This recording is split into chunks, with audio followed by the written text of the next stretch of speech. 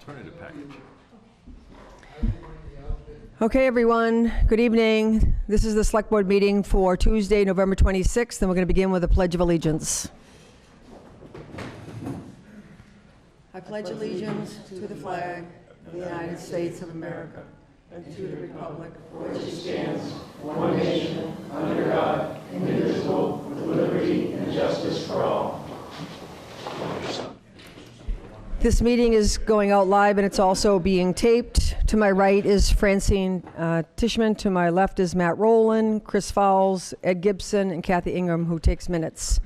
I just want to start off, this is the season of Thanksgiving, so I just wanted to start by saying thank you to all the boards that voluntarily step up to help set policy and get involved in helping to guide the town. So I just really appreciate that. I also want to just say that there are a number of vacancies on boards and committees, Finance Committee, Conservation Commission, and also bylaws, among others. So please, if you have any interest or expertise in any area that would be helpful for the town, I would really appreciate if you contact the town clerk's office.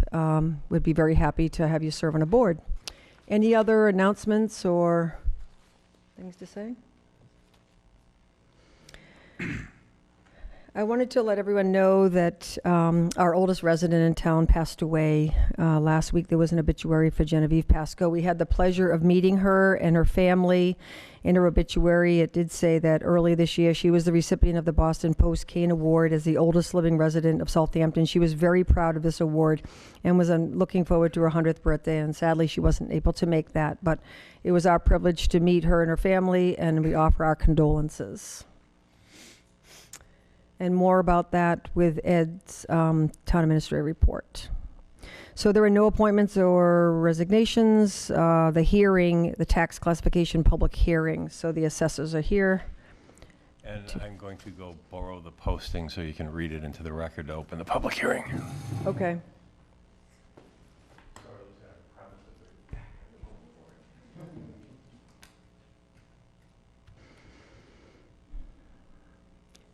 So special thank you then to the Master Plan Implementation Committee. This group has been working very hard in the beginning every other week to review the master plan. It's a massive document, and I appreciate all the work.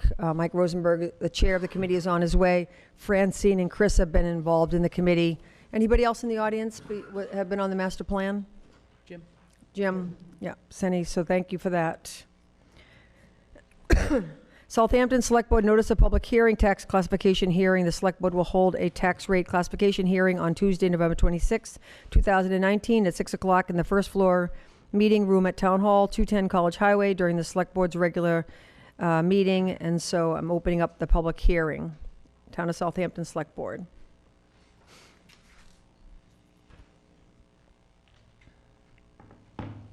So the Board of Assessors is here. Would you like to present to the Select Board and the public, please? Yeah, why not? April West, Board of Assessors. Janet Kane, Board of Assessors. Doric Dodds, Board of Assessors, and taller than the rest, apparently. Alrighty, in past years, we have considered closely the matter of whether or not to have a split tax rate. And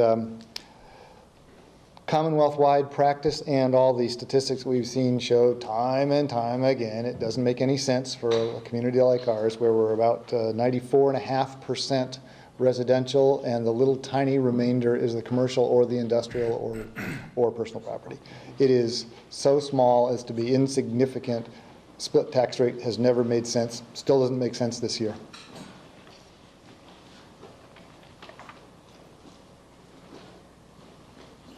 What questions do you have? I don't have any. It makes sense to me. How about the devil's advocate? What if we had a lower one? Maybe it would be more than 6%. Maybe If we had a lower commercial tax rate. we had a lower commercial tax rate. It's interesting that both Or a higher one. Northampton and Easthampton do not have a split rate either. They don't. So it's not used as a mechanism really to attract commercial business in that regard.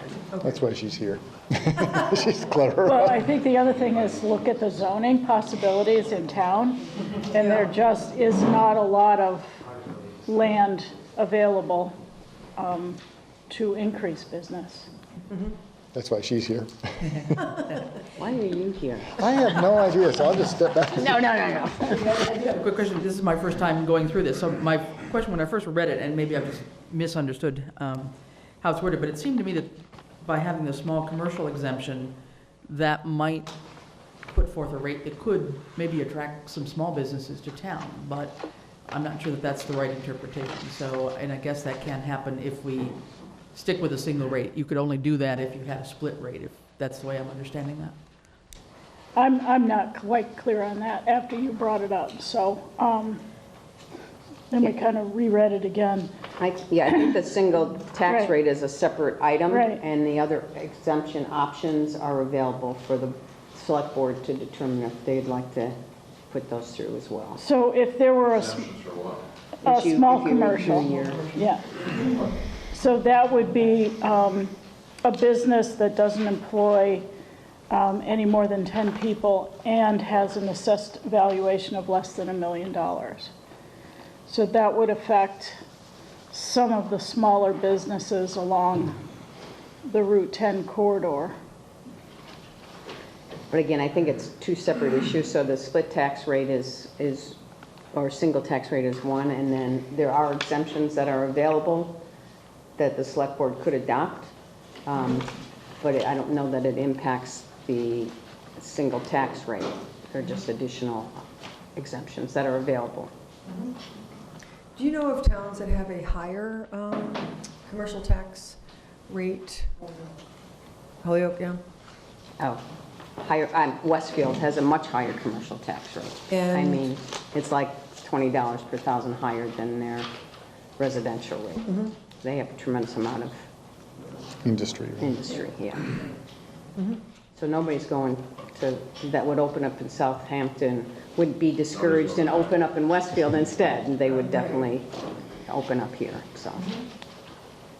Could I just ask what personal property is? It's lumped together up above, it's industrial and personal, and then it's in the schedule below, it has personal property is somewhere, it consumes about 2% of the properties. What is, how's that different No, than? you have a board that's still learning, but I believe that includes our vehicles, excise tax, Oh, okay. Large, Excise. equipment. Thank right, you. recreational vehicles, boats. Personal, okay, thank you. And we do have an exemption for anything under $5,000 that's valued less than $5,000 is an Okay. exemption at this time.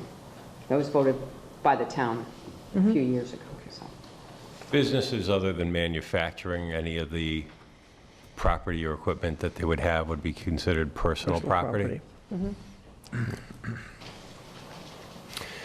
Would the Board of Assessors be willing to summarize what you have seen as far as, shall we say, growth in values and new growth between fiscal year 19 and fiscal year 20? Good question. I'm not sure that we have the figures at hand. Yeah, we didn't, I don't have the figures, but I did at our last meeting ask Martha a little bit about new growth. So new growth is new construction, new builds, additions to properties, and that in this last fiscal year was 9 million and change, which amounts to over 200,000 in added revenue to our tax base. Good to know. That's larger than has been probably the last 3 to 5 years. So. Typically, it's 100 to 125, it Right, seems like. exactly. Yeah. 19 to 20. Any other questions? Would somebody like to make a motion? Is anybody from the public have any questions? No? Okay, would anybody like to make a motion then? All right, I will. Okay, I move for the Select Board to vote in accordance with Massachusetts General Law, Chapter 40, Section 56, as amended, the percentage of local tax levy which will be borne by each class of real and personal property relative to setting the fiscal year 2020 tax rates, and set the residential factor at 1.0 with a corresponding CIP shift, and I think that's consumer, no, I'm not going to make it up. Okay, CIP, yes, shift of 1.0, pending approval of the town's annual tax recap by the Massachusetts Department of Revenue. We have a motion. Do we have a second? Second. All those in favor? All right. Aye. Thank you very much for coming. And with the board, we also have a motion and a second and a vote to close the public hearing on the tax classification, please. Okay. I move to close the public hearing. Second. All those in favor? All right. Aye. Thank you. Okay, Master Plan Implementation Committee, Mike Rosenberg. Hi there. Good evening. What? Right, right. Michael Rosenberg, 144 East Street, member of the Master Plan Implementation Committee. I did just try to run off copies of the presentation I'm going to give, but my jump drive did not work. So I did email it to everyone who may have a computer up in front of them. I just got it. Awesome. Chris and Francine, I apologize if you don't have your computer, but you probably know the majority of what we're going to talk about, and I did send a Want me to copy. put it up? Is it on your computer? If you can, I was going to Yeah, that'd be say. great. Yeah, That'd be good, we yeah. can throw it up there. Either Perfect. from yours, from Matt's. Yeah, actually, if Matt could do it, because that way I have some other things I can keep open for notes, so that'd be perfect.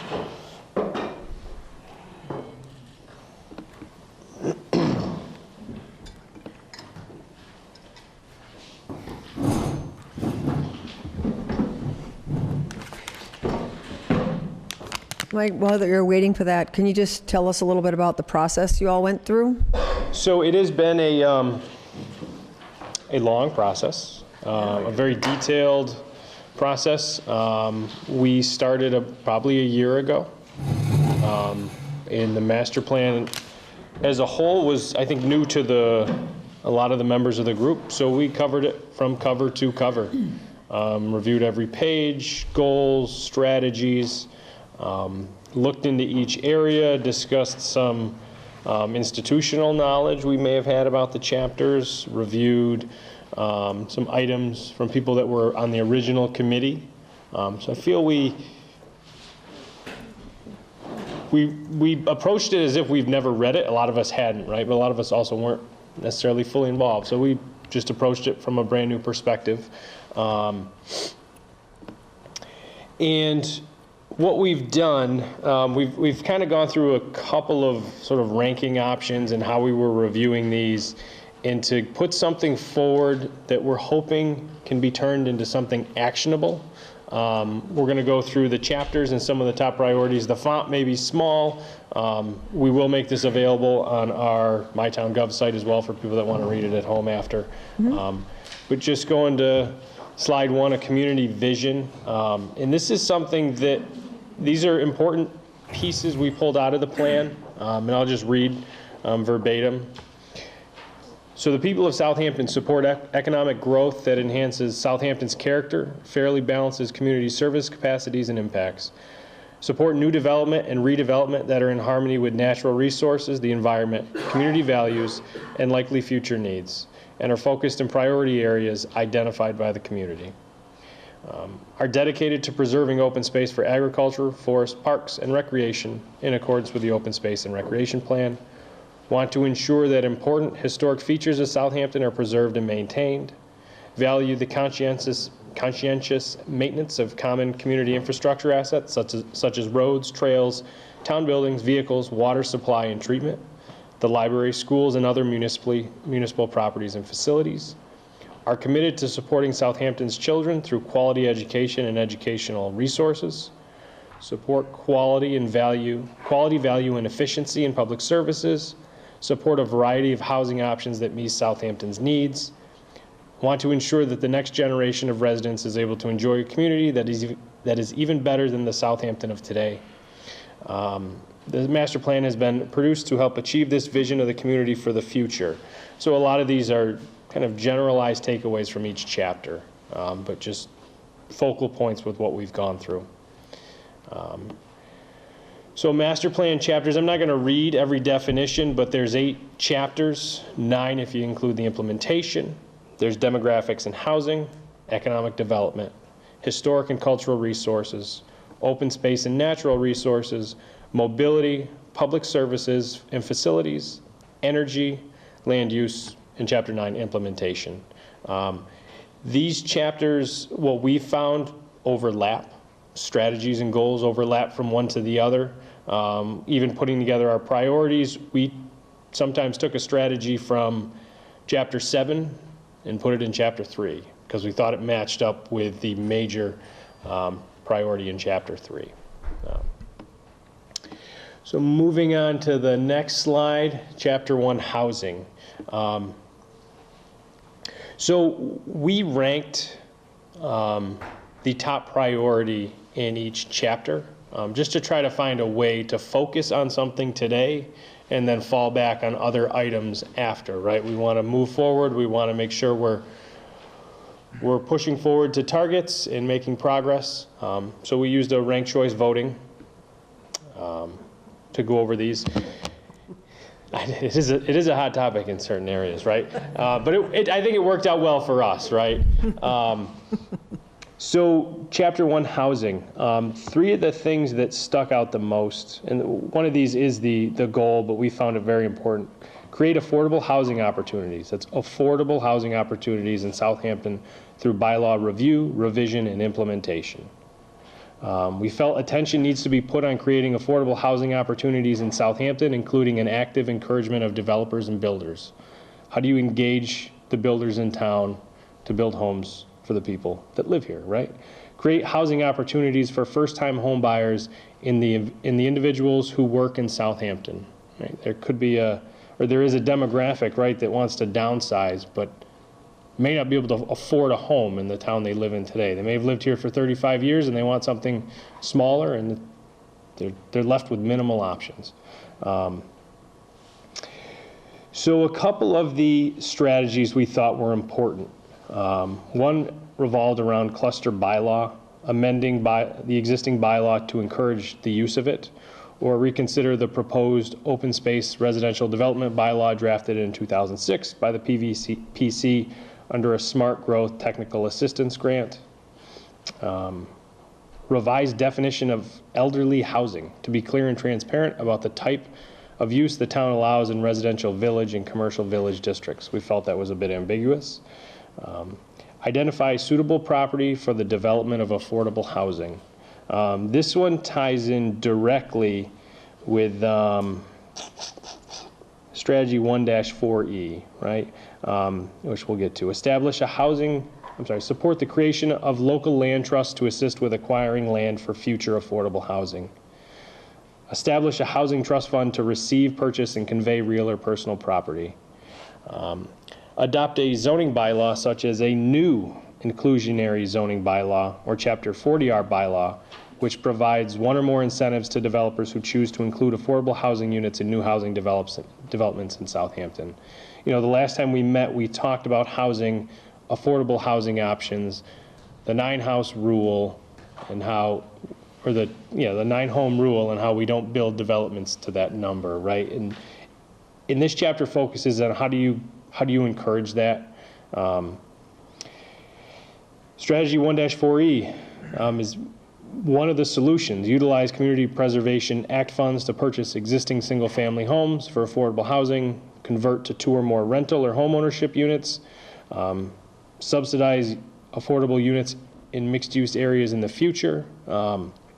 Basically utilizing the CPA funds we have, right? We have money, we should utilize it. We need to find a way to utilize it. And maybe it means striking out and putting out an RFP and working on purchasing the first home and trying to transform it, right? To do something, just to try to encourage some growth in those areas.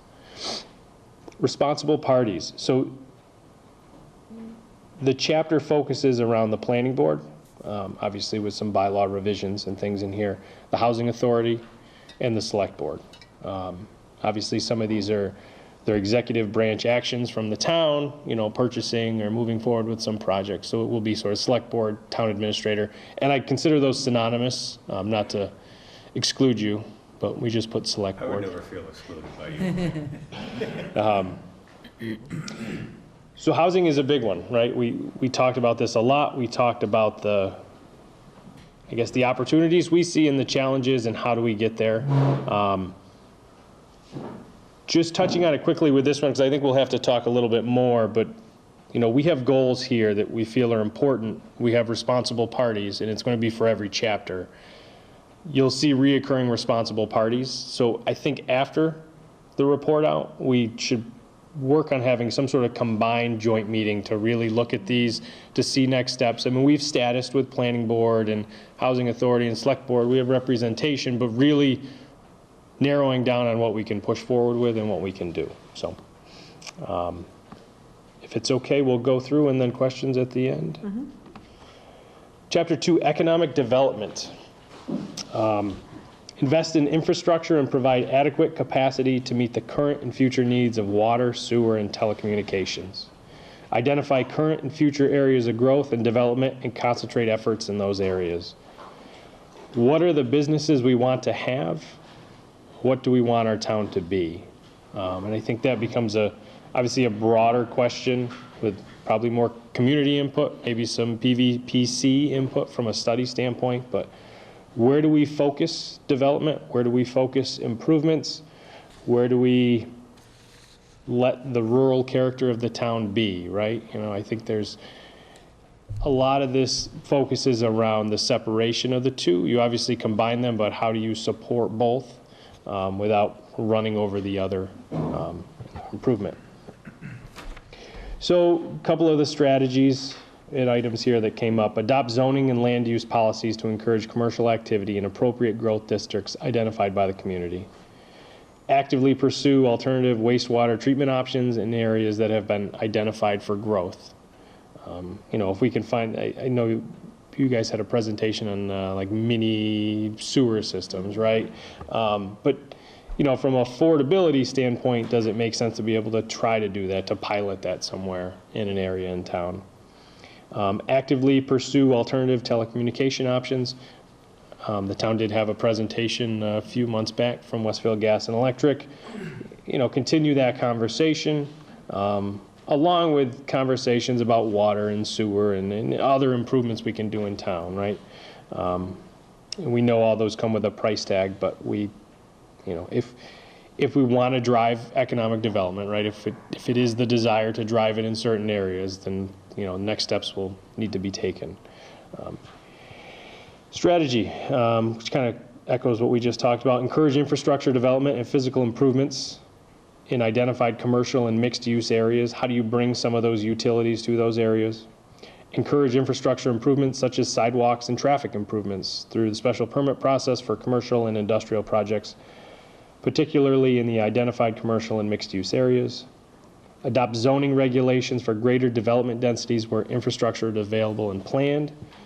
Selectively invest in infrastructure improvements to direct residential units.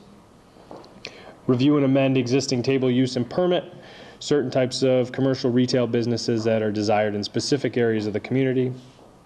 Adopt a mixed-use overlay district to encourage a mix of residential and commercial uses in appropriate locations. Adopt standards for mixed-use development to allow different use in one building, such as retail and residential.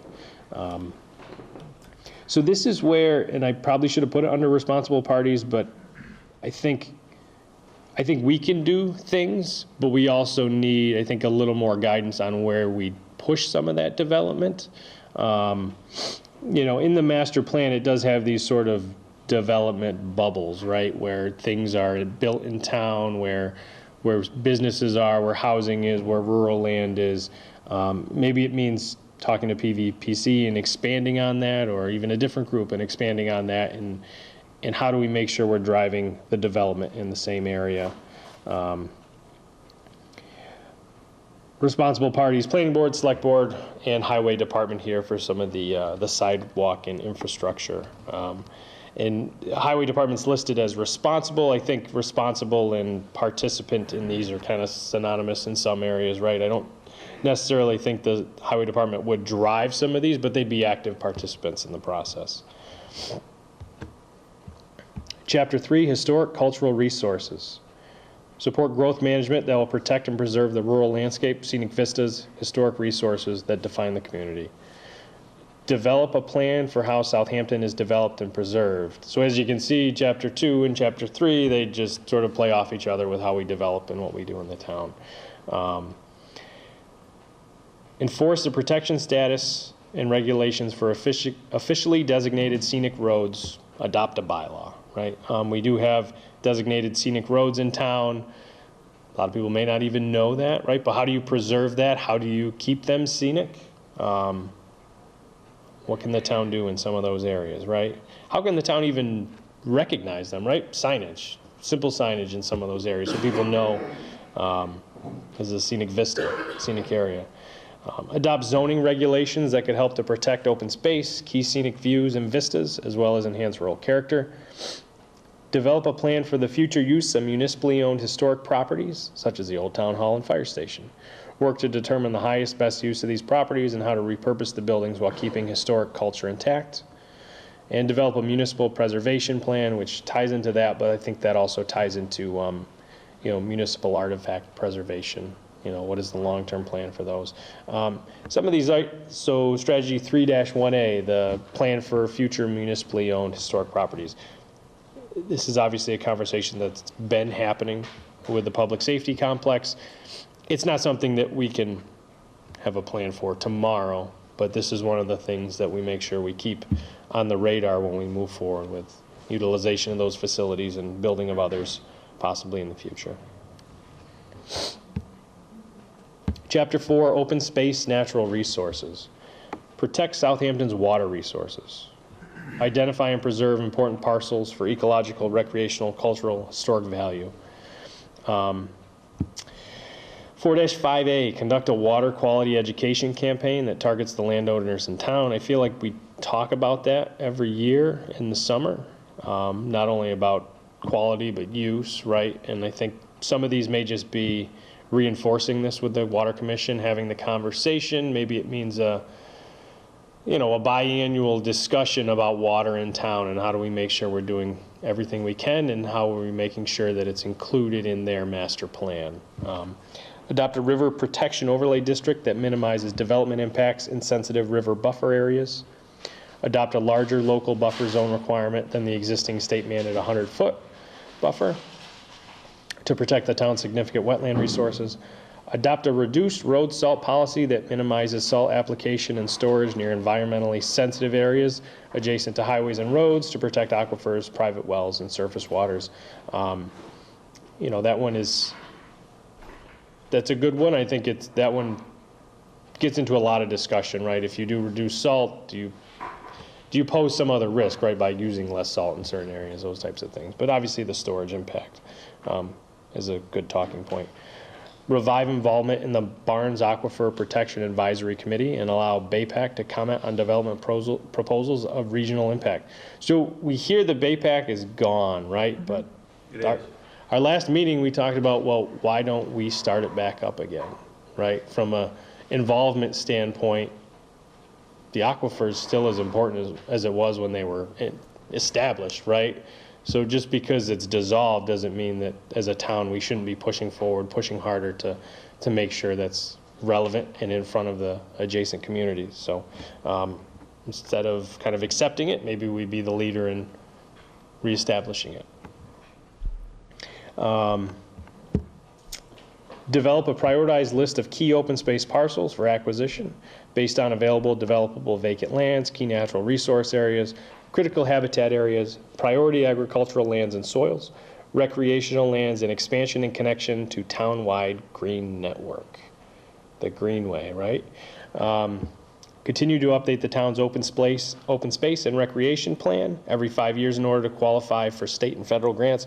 This is something that's ongoing, but we keep it on here as a reminder. The group does a great job. I think we had a short presentation in one of our meetings about this and their process and how they update it and things. So, responsible parties: Planning Board, Select Board, Water Commission, Conservation Commission. In some of these too, I think we have the responsible parties listed. It's also the residents, right? If you feel like one of these resonates, you should speak up, right? Speak to your constituents, speak to the committees, try to get involved, right? Because it's not just the elected members, it's everyone else if you feel that one of these is important. Let's see. Hold on one second.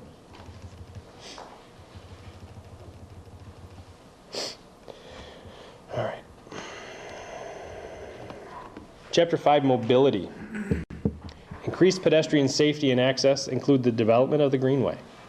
Pursue opportunities to expand transit service in Southampton. Develop a safe, interconnected bicycle network. Develop a plan to construct a comprehensive sidewalk system that connects residential, commercial, agricultural, institutional, and recreational areas. Expand on safe routes to school. So it's great that we put those sidewalks in, but sidewalks to nowhere don't really serve the most purpose for mobility, right? If a sidewalk goes to a road somewhere and just ends, it, you safely can't really go any further, right? So expanding on those, obviously with road development and redevelopment, new development, sidewalks are always included, but how do we incorporate sidewalks into the streets that are here today? Maybe it becomes a sort of an annual highway project, right? Quarter mile at a time, something. Pursue opportunities to expand transit service in Southampton. So we did talk a lot about PVTA services and how do we expand those? How do we get more? We have residents, members of the COA, people that go to the COA giving rides to people on a daily basis because the PVTA isn't able to serve that function. So how do we expand that? How do we start the conversation with them about making, the buses, the vans, the rides more accessible? Develop a safe, interconnected bicycle network. Falls into the sidewalk conversation. Oh, I skipped that one. Evaluate complete streets to determine cost-benefit analysis for Southampton. So we've had some conversations about complete streets. I know from a personal perspective, some towns love it, some towns don't. I think it depends on where you are in town, right? So not every street people may feel needs a sidewalk on either side or a bike lane on either side, right? I mean, I think it does affect some of those character items, some of those vista items, some of the traffic items in the area. So really evaluating if that's something we want to participate in.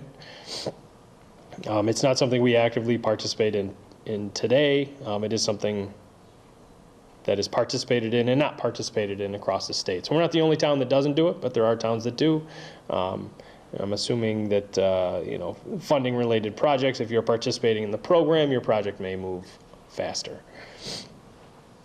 Continue efforts to advance the Southampton Greenway multi-use trail along the rail corridor and work to preserve and enhance access to the corridor from neighborhoods and public rights of way. It's an ongoing conversation, right? How do we extend that? How do we make that how do we make that a reality, right?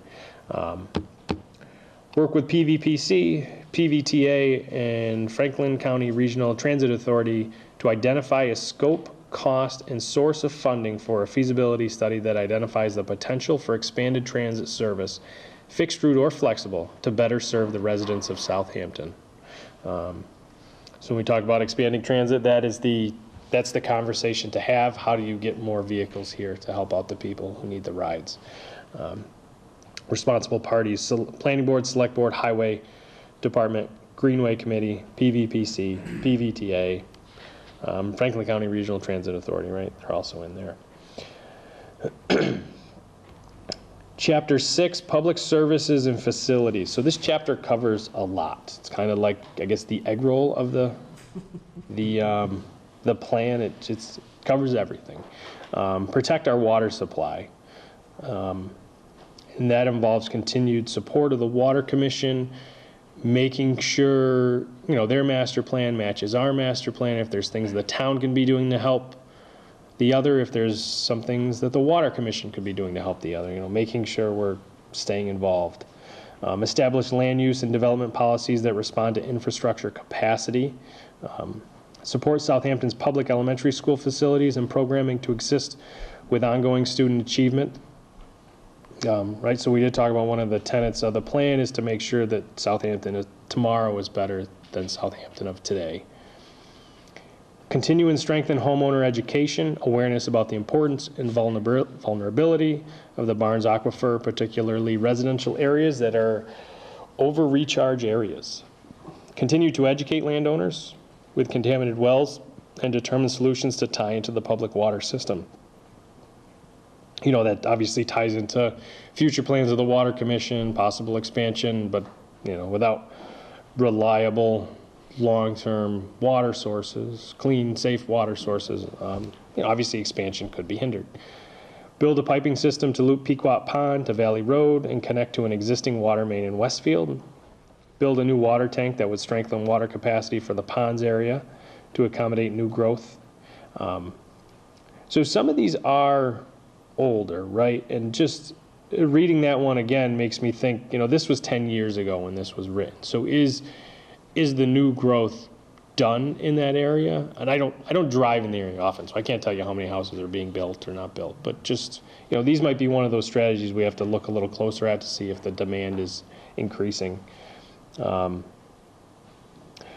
a new water line to connect to an existing water line on East Street. While I live there, that's not my strategy. Decrease reliance of school of choice revenue and increase municipal appropriation to maintain a high level of school services and programming. Once again, we talk about the education. And respond to the needs of the aging population. So transportation, housing, space, and meals. We talk about the Council on Aging. We talked about services available. We talk about the kitchenette that can't be used. We talk about all those things. People are becoming users of the Council of Aging every day, right? We're all getting older. So, we need to kind of prepare for that. So when you reach that time when you'd like to participate in those, or you can participate in those, you have that opportunity. These tie into affordable housing, right? You want to stay in town so you can utilize the town services in which you grew up in. It ties into the transportation, right? You may be limited, you may have driving limitations, but you still want to participate. So how do you make sure we're not only responding to the needs of the 5-year-old, but someone in a higher age bracket? Responsible parties include Concom, Water Commission, Select Board, School Committee, Finance Committee, and the Council on Aging. Chapter 7, Energy. Some of these we may have explored. We just didn't necessarily have all the background information. But promote energy efficiency in all buildings and infrastructures, right? Utilize programs that are out there. Utilize capital project opportunities for improvement. Promote renewable energy. Not only town, but residential, commercial, right? Explore solar installation on town property. Areas the town may own that may be viable options. Maybe the landfill, maybe behind the existing fire station. Maybe there's other areas the town would like to explore. Explore methane capture from closed landfill. This could have a determination. We just weren't sure whether or not it was feasible, so we kept it on there. Promote energy efficiency and reduce energy consumption and costs in all buildings and infrastructure. So we talked about the green communities, designation, the plan. This is part of that. So how are we doing from if it's a 5-year or a 10-year plan for energy reduction? Are we reaching, meeting, not meeting those goals? Have some of our replaced equipment or fixture replacement to more energy efficient options, has that helped? Monitor and evaluate progress and savings of town energy efficiency measures, so ties right into that, right? Improve the efficiency of municipal streetlights. You know, Ed and I have talked about this a little bit. Maybe there's LED options out there, right? You know, it involves discussing it with the local utility company. Responsible parties, the Energy Committee, which I don't know if is active. No, not anymore. That was dissolved a while back. Yeah. Were you on that committee yet, Art? Were you on the Energy Committee in the past? So Select Board and PVPC, and the reason I put the Energy Committee on there is there's a lot of Select Board items, right? So if there's ways to peel some of these off and give them to other groups, you know, utilize the groups that are there. Last chapter, land use. Promote land use development patterns that protect the town's natural resources and rural character. So obviously there's deja vu because we hear about that in other chapters. Once again, one chapter kind of leads into another, even though they're 3 chapters away. Update existing cluster zoning regulations to make the regulations more user-friendly. Specifically, eliminate minimum tract size requirements and consider allowing cluster developments by right. Consider revising minimum lot size requirements in the rural residential zoning district from 60,000 square feet to 87,120 square feet. Consider revising and updating the town's existing sign bylaw. I think we had agreed to remove that one, but I forgot to take it out. So we talk about some of these strategies are great, but in terms of making a true dent in the process, you know, they may not have the most, you know, modifying the sign bylaw wasn't necessarily our top priority. So, but it's in there, right? It's something to fall back on. Responsible parties, planning board and select board.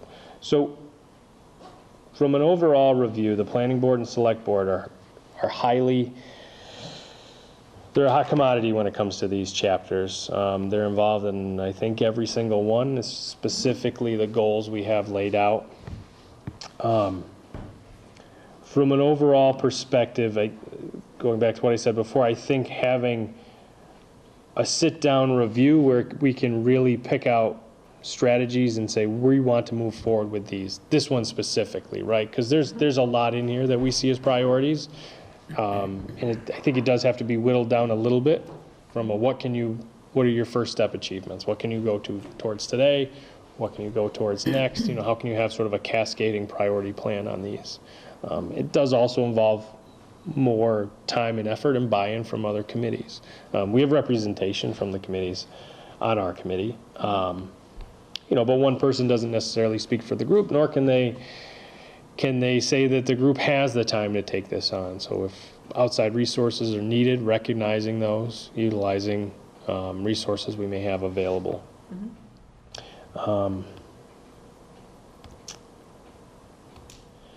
So with that, I'm happy to entertain questions and comments and talk about next steps.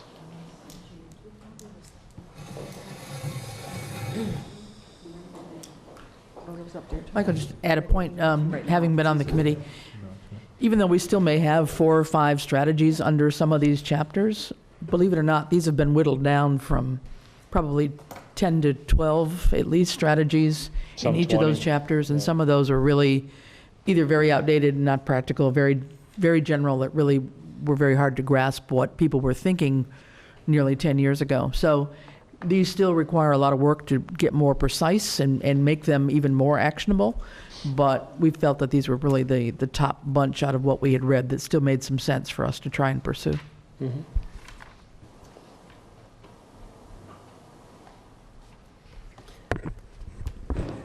Also having participated on the committee, what I think from day one just recognized the overlap and the intersection among and between the various committees.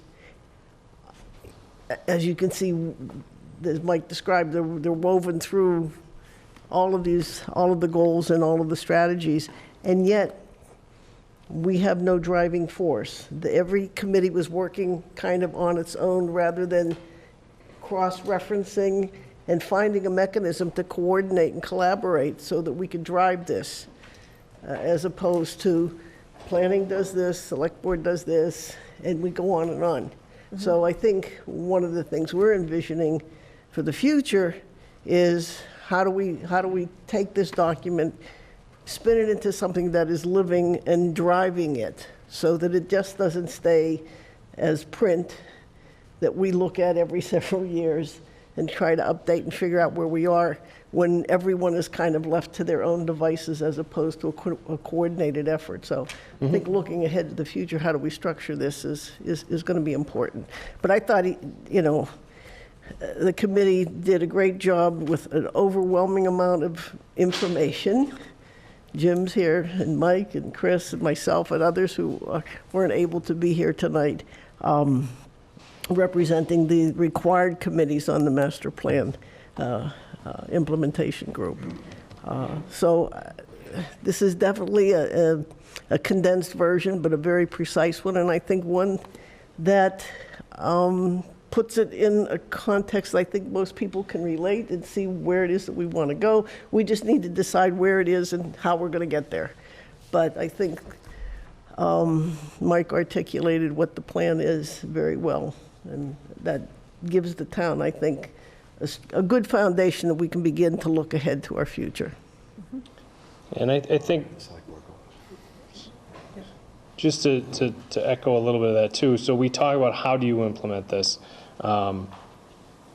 Even though our title is Master Plan Implementation Committee, we can't do this on our own, right? I think we talk about participating and actively helping, but a lot of these are, they're sort of planning board driven objectives. They're select board driven objectives. And we can help, and we talk about ways to make these happen, right? We talk about a super committee, right? Some sort of committee, feels like we'll get committee to death, right? But you have a committee of the groups that can make things happen. You focus on some of these and you move those forward. When you reach a comfortable point, the committee takes over what they're responsible for doing outside of that super committee, and you kind of move on to the next one, right? Like you need a driving force of people in a room that can agree to move forward.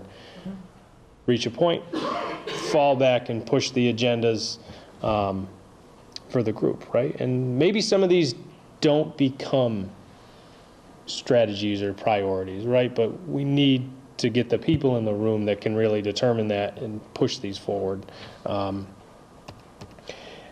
And, I think we prioritize the best we can, but when it comes down to which one do we do first, I think we look for a little direction, right? Because I think we all probably have differing opinions on these, and we don't want to start pushing on something that may not be the best route or may not be the favorable one today, right?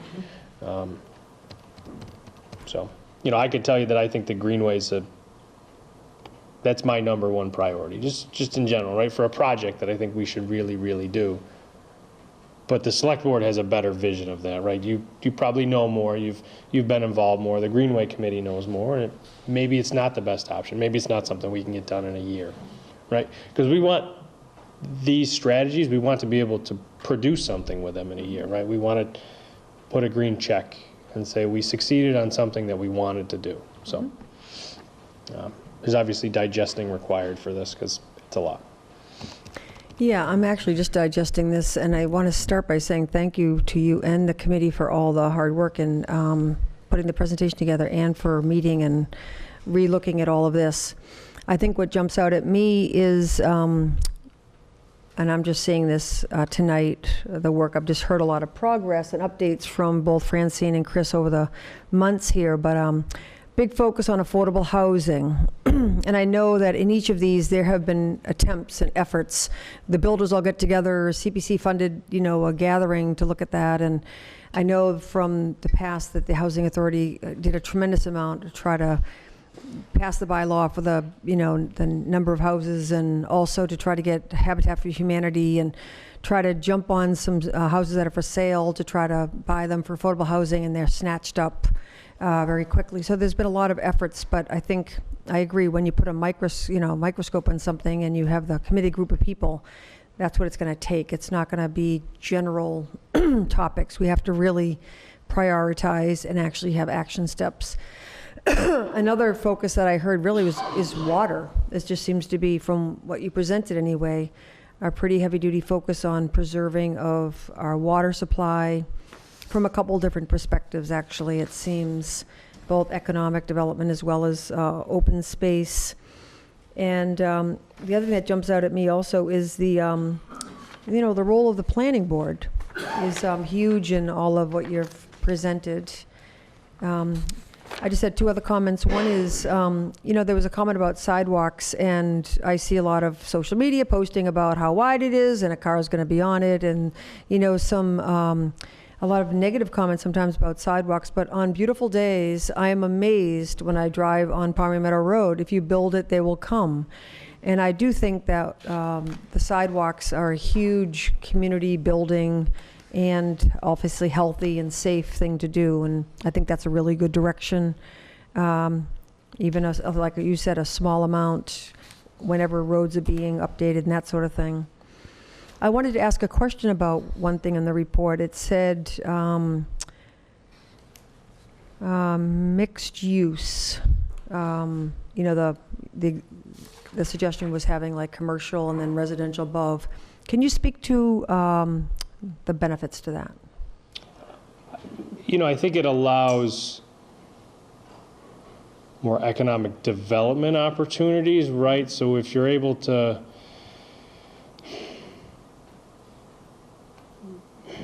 I think if you're able to utilize the property for like two different functions, right? You're able to provide housing in a mixed-use area. That housing may not be as expensive as a standalone home, right? It could be rental income, it could be condo-type income, and then you also have the added financial benefit of a business there, right? If they're paying specific taxes or revenues or fees or for whatever they're selling, right? So you get that commercial aspect, even though we're not at a different rate, but I think it affords different opportunities. I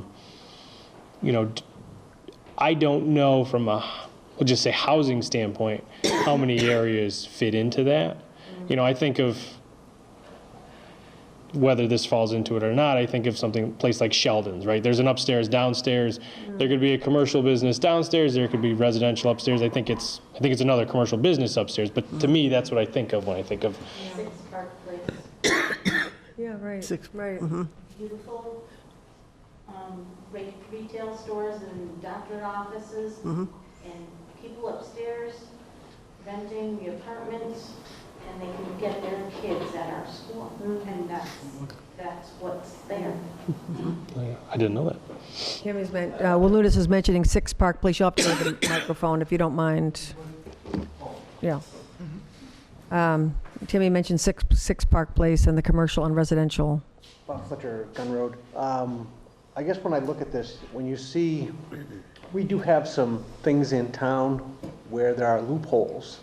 And I guess my question to the board would be, we know that we've got loopholes in some of these things, like the 10 building, right, where and everybody's building 9, so they don't have to sacrifice that last lot for affordable housing. My question is, how do we close these loopholes? And the same one is everybody knows about the 61 loophole, and that's a bad loophole. And I guess I would say, do our legislators, like our Lindsay Sabadoses, this is a statewide problem and everybody knows about it. It shocks me that the Department of Revenue hasn't come down hard on these. We've granted these people tax breaks.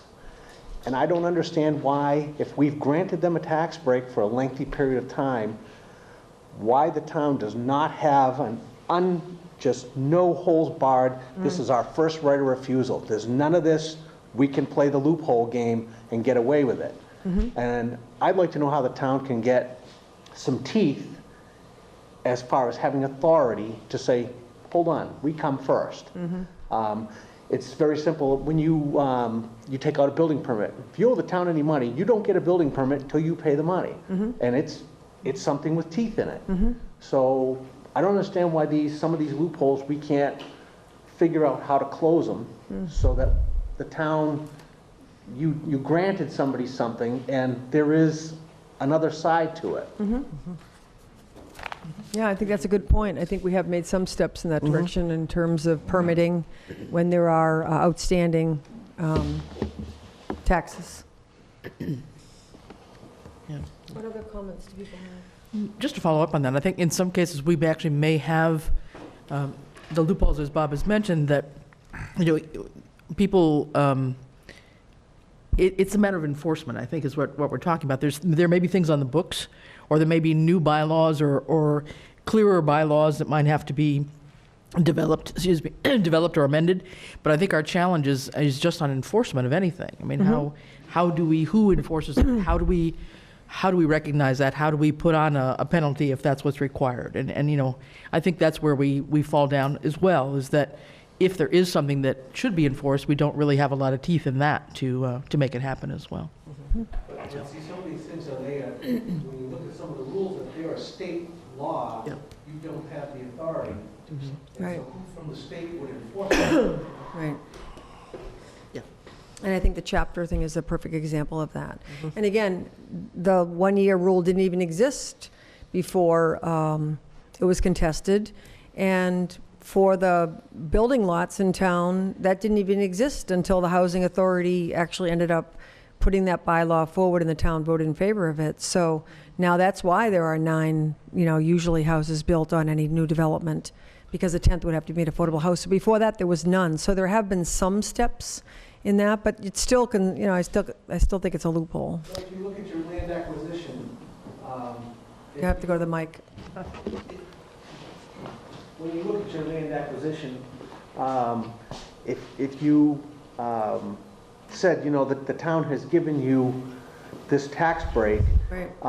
and if the town says, if it's going to come out of chapter land, why doesn't the town say, if you're looking, if your points here are to find places for affordable housing or different land uses, the town has that option to say, here's what we're going to do. Whether it's a negotiating process with a landowner to say, the town really could use 10 acres for something, or maybe they'd like to, very similar to when we do different things with development, if we're going to save part of it for open space, or we've got a wetland restriction, if the town said, we've granted you this 61A tax break, we'd like some input on what goes on going forward.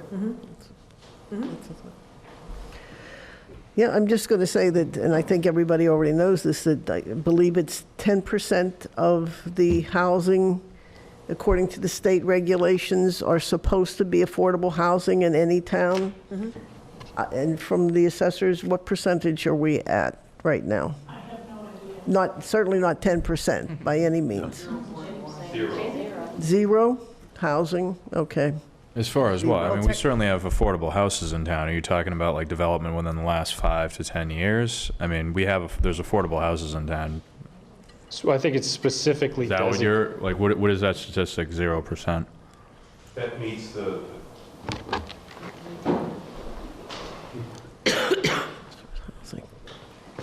From my understanding, for the state's definition, Introduce yourself, okay? I'm sorry, Jim Sini, High Street. Thanks. Thank you. From my understanding, I'm on the Housing Authority. Yes, I Um, know. From my understanding that the state has, I think it's chapter 60. So the state puts parameters on what is defined as affordable housing. It's based on a certain income, based on your local AMI, which is set in Springfield. So the houses in Southampton, they don't meet that standard. Any of our housing stock, when it's sold, it's above that rate. And what do you mean by income?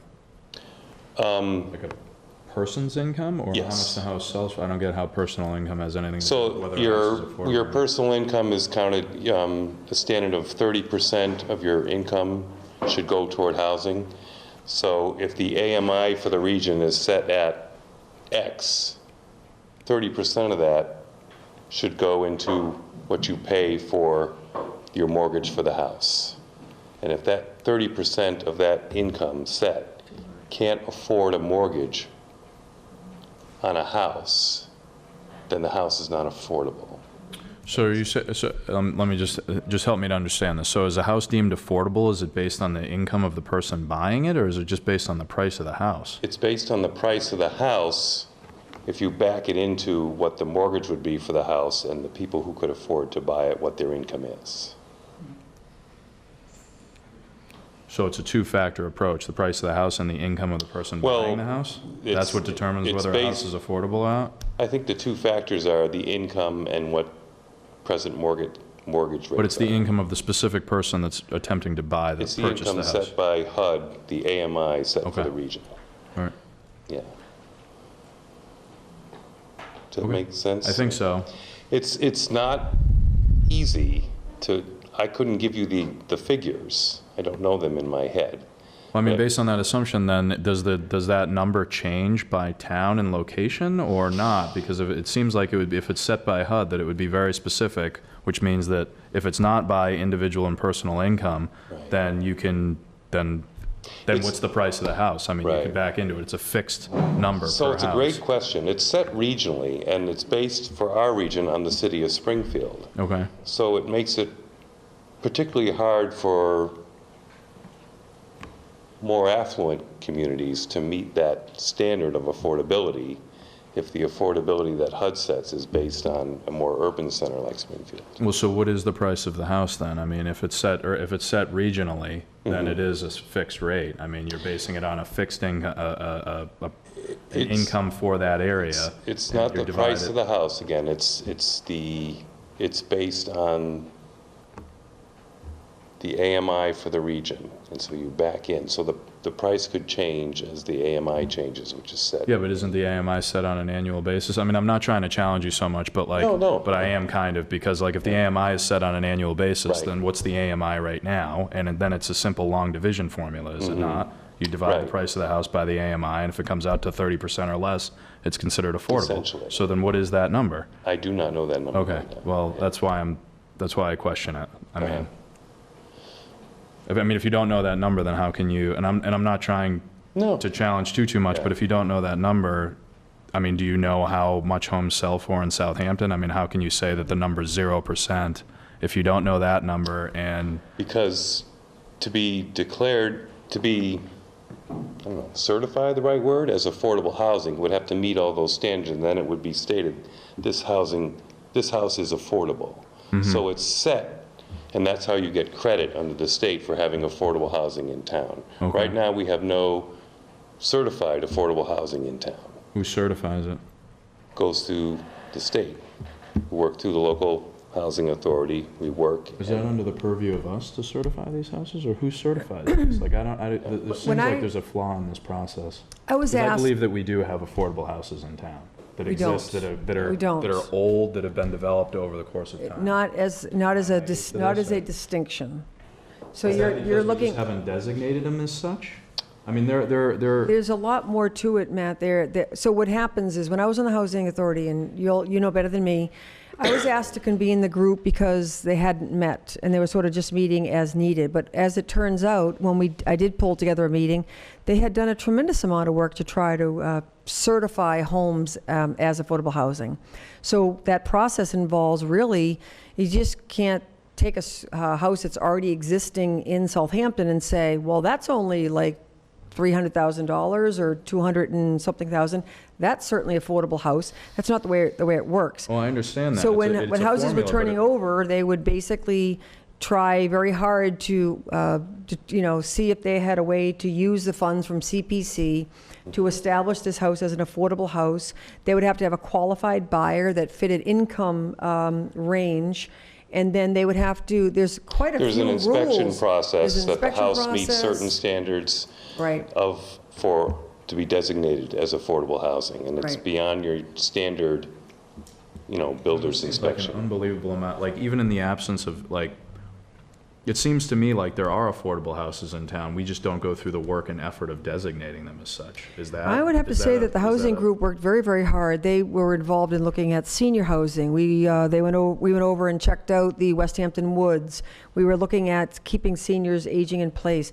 There's a lot of rules and regulations to having a place be designated as a senior house. Whenever there was a house in the market, there were a couple of them on East Street. By the time they contacted them, they were already sold like that. Well, that's what I'm hearing, but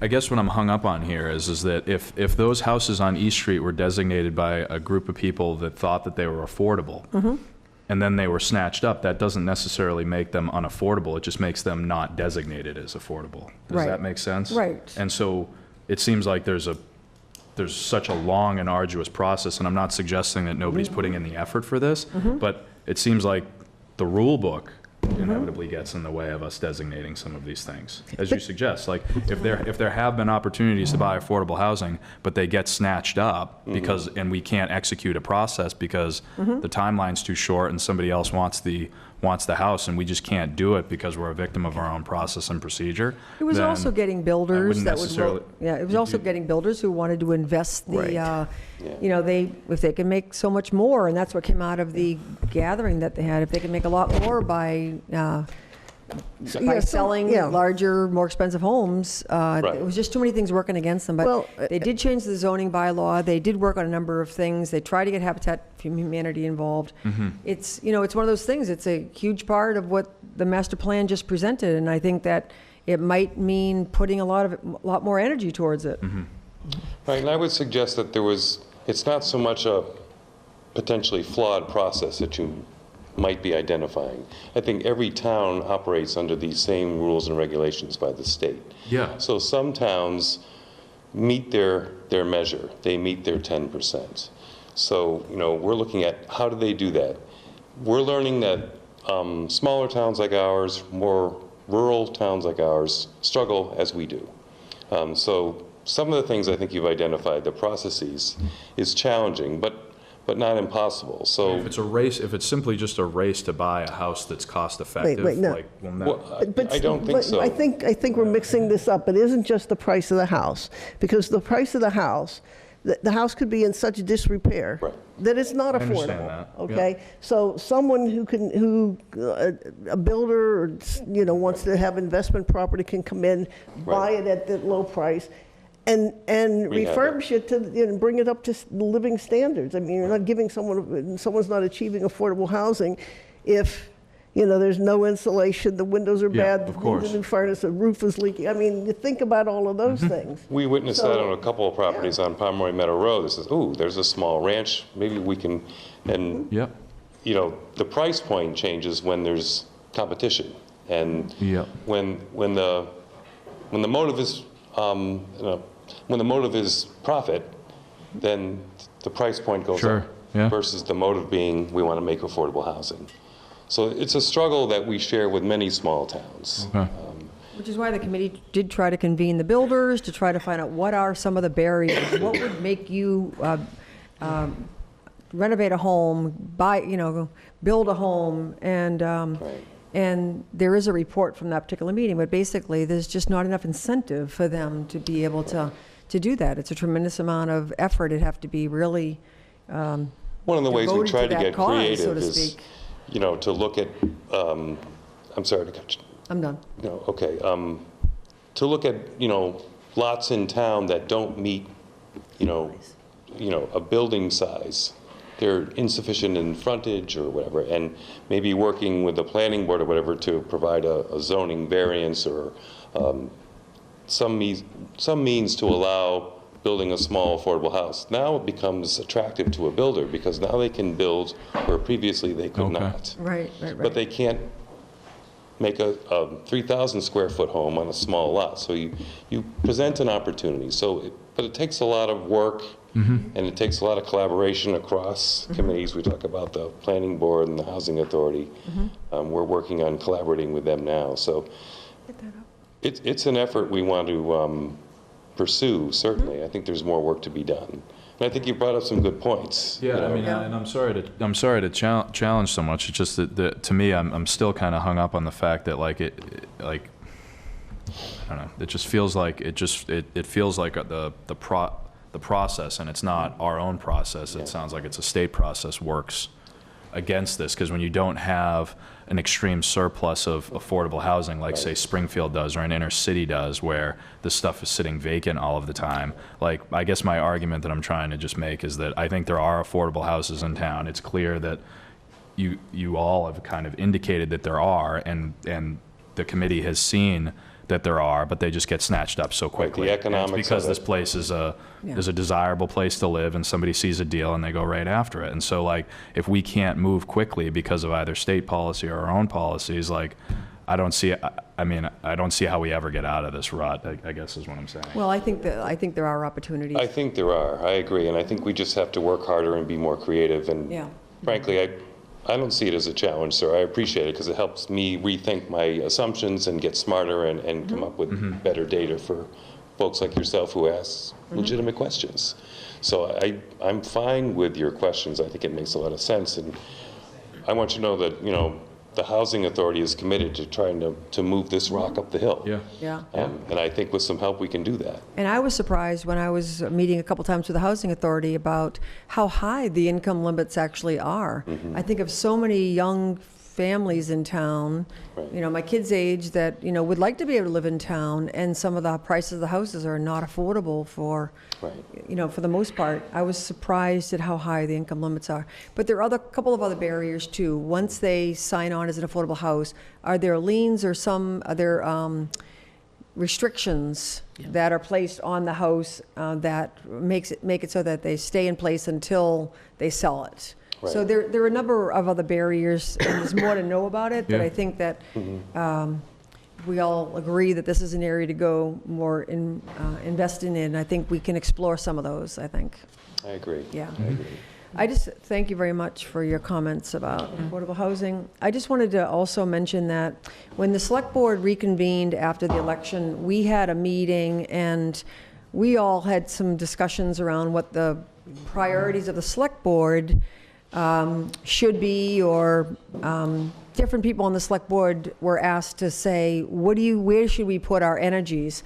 And so I compiled this list and broke it into two major categories, and it just intersects so much with what Mike was just saying.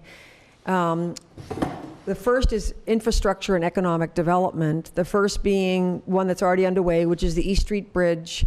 The second part of that project involves East Street Road from the bridge to Route 10, and the third part would be the bridge to Line Street or County Road there. Also, we talked about public safety complex, community solar.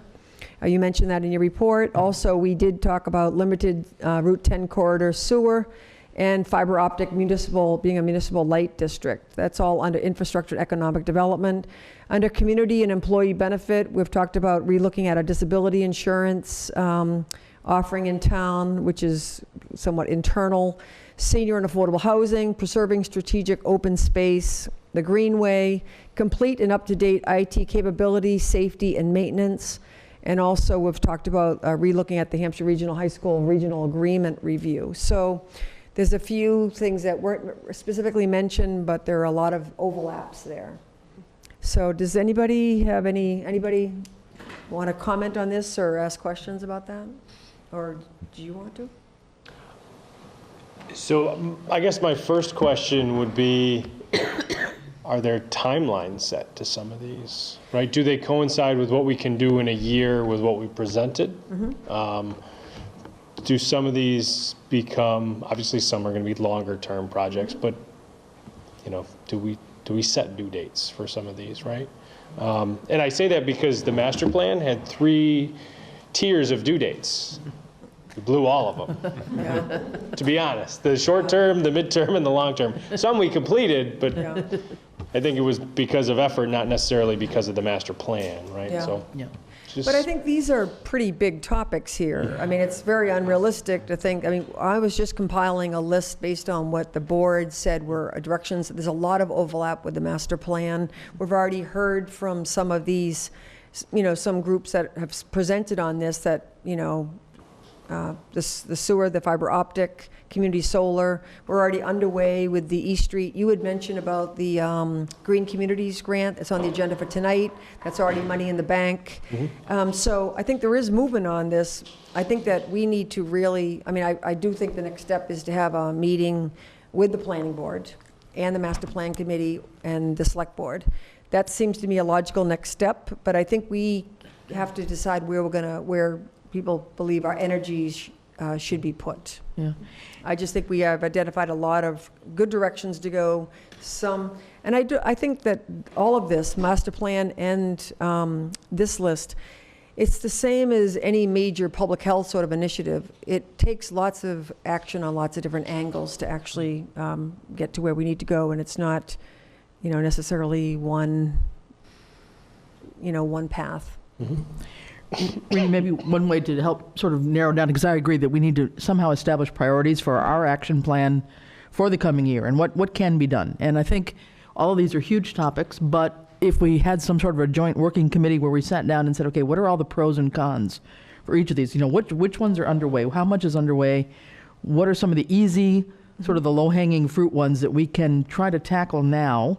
Which are other ones that we can't tackle because we don't have the resources in town, either knowledge-wise or money-wise, and we've got to rely on PVPC or somebody else to help us with.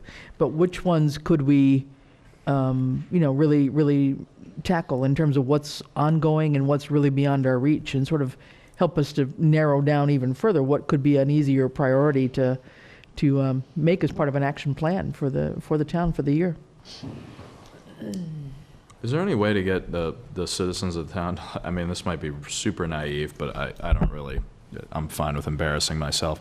Like, why can't, instead of like us or a small committee deciding this, like, why can't we come up with a more, I get that this list is a start and it's probably fairly well comprehensive, but is it super naive to think that why can't the citizens decide this? Like, either in terms of some poll or in some survey that we send out? I don't really like surveys, but like, and almost as ridiculous as this might sound, do ranked choice on it. So, infrastructure and economic development, community employee benefit, like get the city, put it out either in the next election or in the next town meeting's not great either because you don't get a lot of turnout, but like the next high turnout election, and you allow people to rank these things.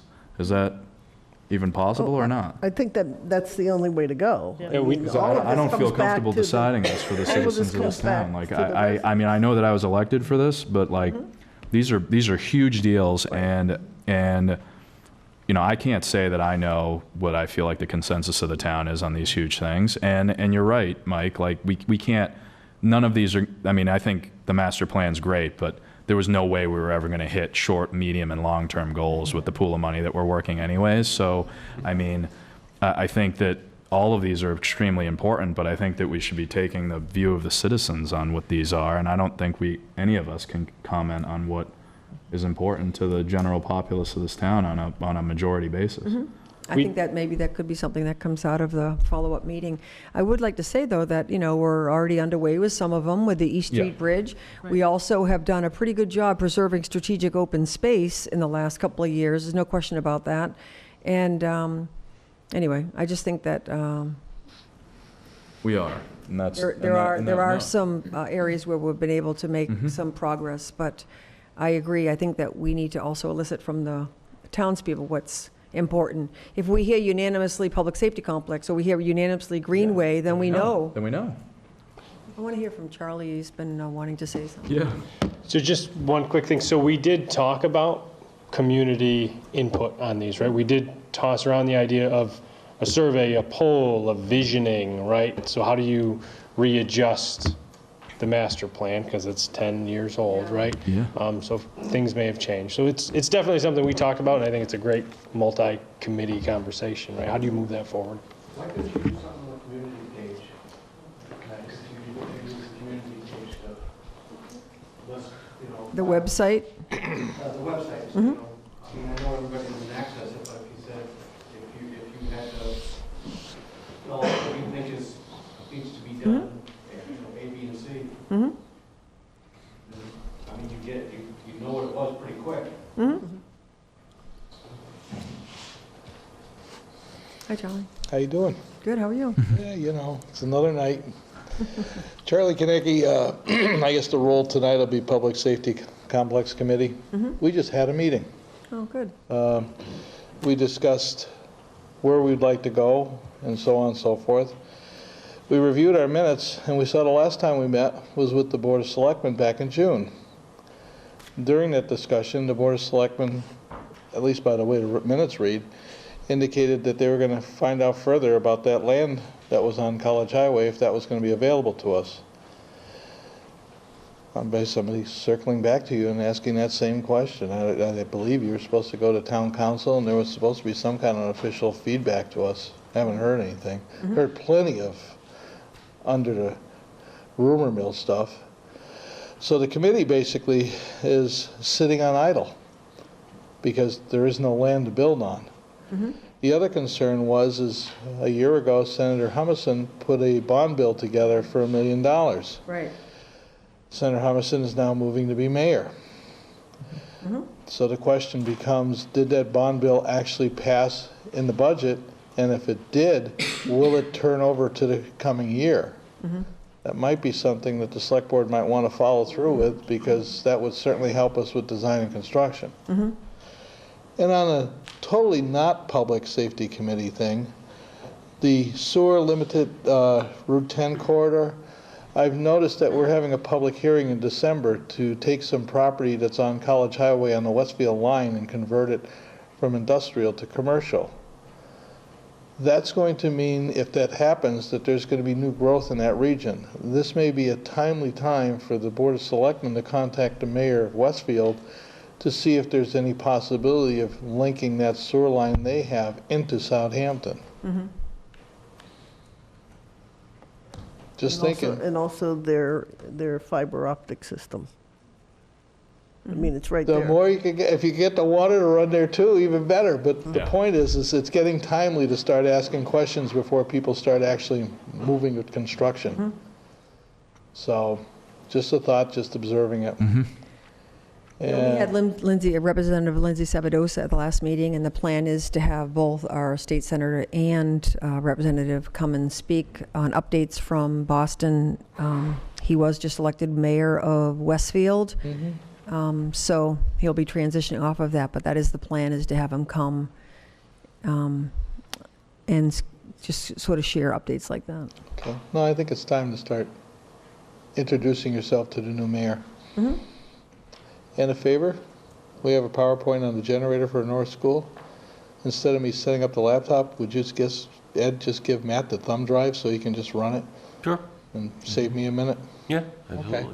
I'll go sit quiet over there now. So, I mean, should we ask Yeah. about this public safety? I mean, Ed, do you have an update on that? Like the public safety aspect of this? I mean, I know that there's some health issues too, so But I'm aware of that. There has been no official offer to the town. Yeah, we have not received anything officially from, And that's to my knowledge too.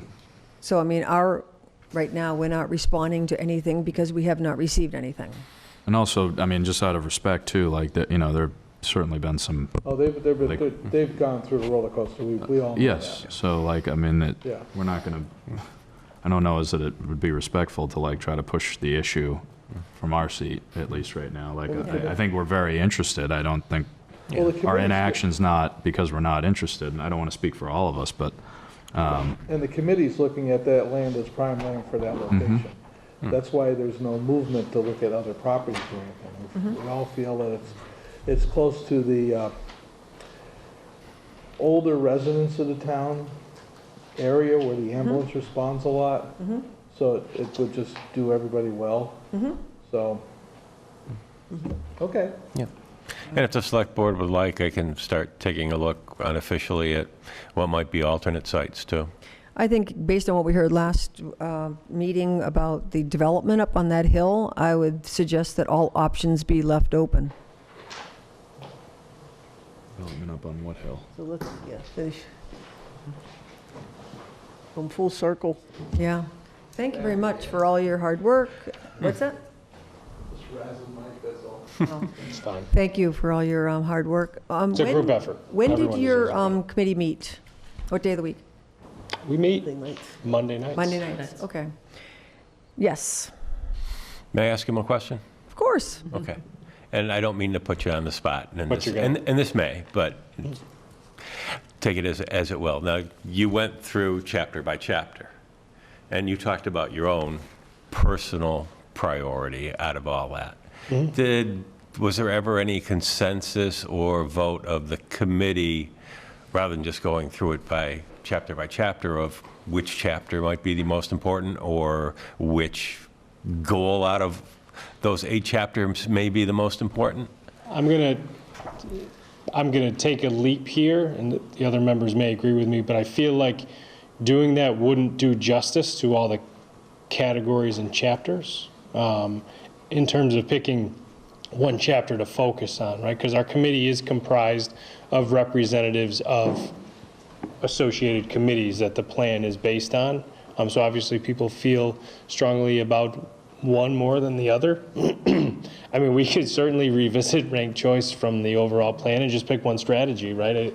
But yeah, we didn't vote on one because there's so much, and I feel like once you vote one, you start second guessing because you look at the next one you may have left out. Yeah, that's why we need to, I think we really need to figure out how to get the citizens involved with this to vote. Right, and I don't think we handful were of them. charged with making the decisions for the town. We were Yeah. charged with flushing out this huge document, representing it in layman's terms so that everyone could understand what it really meant. And then looking and seeing, well, what has been done, what's been said, told it can't be done, to what's achievable, to what is never going to be achievable, and try to put things in that kind of order, because we're looking back almost 10 years from when the document was produced. But the decision-making part of that doesn't rest with the master plan committee, or even, in my opinion, even the select board. It really does rest. How do we get this out to the town? How do we get people to Yeah, and it express has their to be, yeah. priorities, and then we have people behind it, and they're committed to it, and that's how we're going to get there. I think that's the link to us creating action, because I think at this point we're all just second guessing, like, what is the main priority, and nobody wants to really be responsible for what that main priority is. Myself, I'll speak for myself in that regard. Like, I don't want the overwhelming responsibility of picking one of these and thinking that that's what the town wants. I mean, but at the end of the day, we also need to have a modality for allowing the citizens to be able to vote on this that's fair and transparent. Like, I mean, you can't do it through like a Survey Monkey where somebody could literally vote 100 times, one person, you know what I mean? I mean, this has to be well executed, right? So that it's one vote per person and it out. And I think just to go back to Ed's question too, we're members of the committee, but we're also self-interested residents, right? So I honestly, if we voted today, I don't think we'd have consensus. Maybe one would get like 2 votes, but in general, I don't think we would all vote for the same one. Yeah. And that's okay, right? It's good to have a diverse committee. Absolutely. It means they're all important. Yeah. I mean, there's interest in all the chapters and a lot of the stuff we talk about. So. And I do think that we can make progress in lots of areas, but if we really want to move the needle, we have to focus on Yes. a couple of very What's really achievable. bigger areas, yeah. Awesome. Well, thank you again. I do people agree that maybe the next step would be to have a meeting with representatives from the master plan and planning board and select board?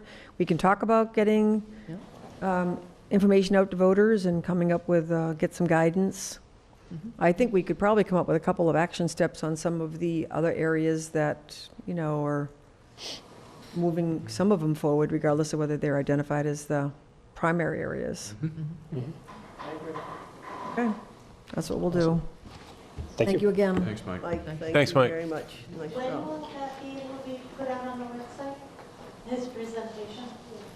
I don't see why it can't happen as soon as possible. Yeah, he emailed it. You don't have to do that, I want to be able to read it. Sorry. Yeah, I think it's a great idea. Next is the East Street Bridge Mass Works update.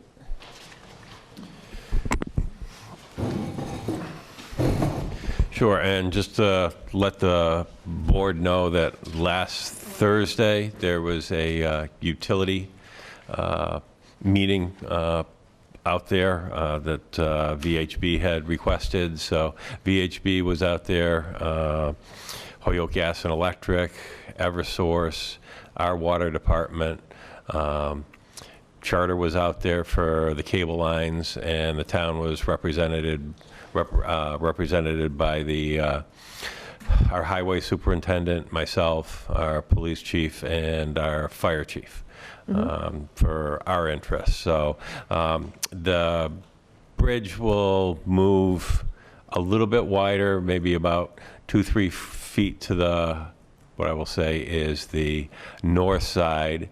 On the other side, it will grow about 10 feet, which I'll call towards the Clark or Strong Road side. So Eversource was going to take a look. Holyoke Gas and Electric is still very confident that they can do the horizontal, their contractor can do the horizontal boring under the river and basically take the gas line off the bridge, put it on the river, and leave it there and not have to move it back. Eversource and Comcast, or not Comcast, but Charter and also Verizon, who was there, are talking about what's the best way as far as moving the phone lines, the electric lines, and the cable lines, whether that is on the north side of the bridge or whether they're going to, because they cross over right about at that point, or if it's better off crossing them over and have them actually further up on that south side of the bridge. So they will get back to VHB on that. But basically, the bridge design itself is pretty well almost to the 75% mark. Now they're looking for the feedback from those utilities to figure out basically how that might play out, what the impacts will be, and what the timelines and costs will be. So it was actually a very productive meeting out there last Thursday. Great. Any questions about that? I know, I was just mentioning that. I just realized that. So we're going to do the select board reports. I have a question about the bridge. Yeah. Lucy Dalton, 10 Strong Road. Have they thought about a traffic pattern for when the construction starts to happen? There will be a detour. They will close the bridge totally down. So will they so they'll close the whole bridge, but Strong people can get onto Strong and then go around Moosebrook? Right, exactly. So, depending on which side you're on, you would either go, Strong Road back around to Route 10 or vice versa. Yeah. I imagine there'll be a plan in mind for emergency vehicles and all of that. Oh, will be part of absolutely. it. Yeah, Okay. that will come along. All right. If we want to do just some quick select board updates, who would like to start? I can start. Capital Committee, there is nothing, but I would like to, we're starting to get close here. So I think we would like to see whatever the capital requests are a lot sooner this year than we saw them last year. Right, Charlie? I'm hoping to post the first meeting, capital committee, beginning of January. Okay. I'm bringing this up because I got my memory jostled on this at the school committee meeting, so that I know that they already have one. I'm guessing the other town departments do too, and it would just be great to be able to consider these a little bit earlier next year. So is there anything that we need to do to try to see that we get those from? It's in my report. Awesome. I didn't read your report yet. No, you're not supposed to. Perfect. PQB, we're going to be talking about Corey a little later on, so we'll save that for Art. School committee, the roof repair work is complete, and everybody was very happy to report that the recent heavy rain events produced no leaks in the school. So that was pretty good, given that we've been dealing with that for a little bit, but it turns out that it was the caulking and the roof scuppers and stuff like that. It was great. Amazing. Yep. The holiday bazaar was a success. I might not get this right, but one of you folks can certainly help me out. So I know that the pickleball is extremely popular in Conan Park, it turns out that it's also becoming very popular at Norris during the winter months.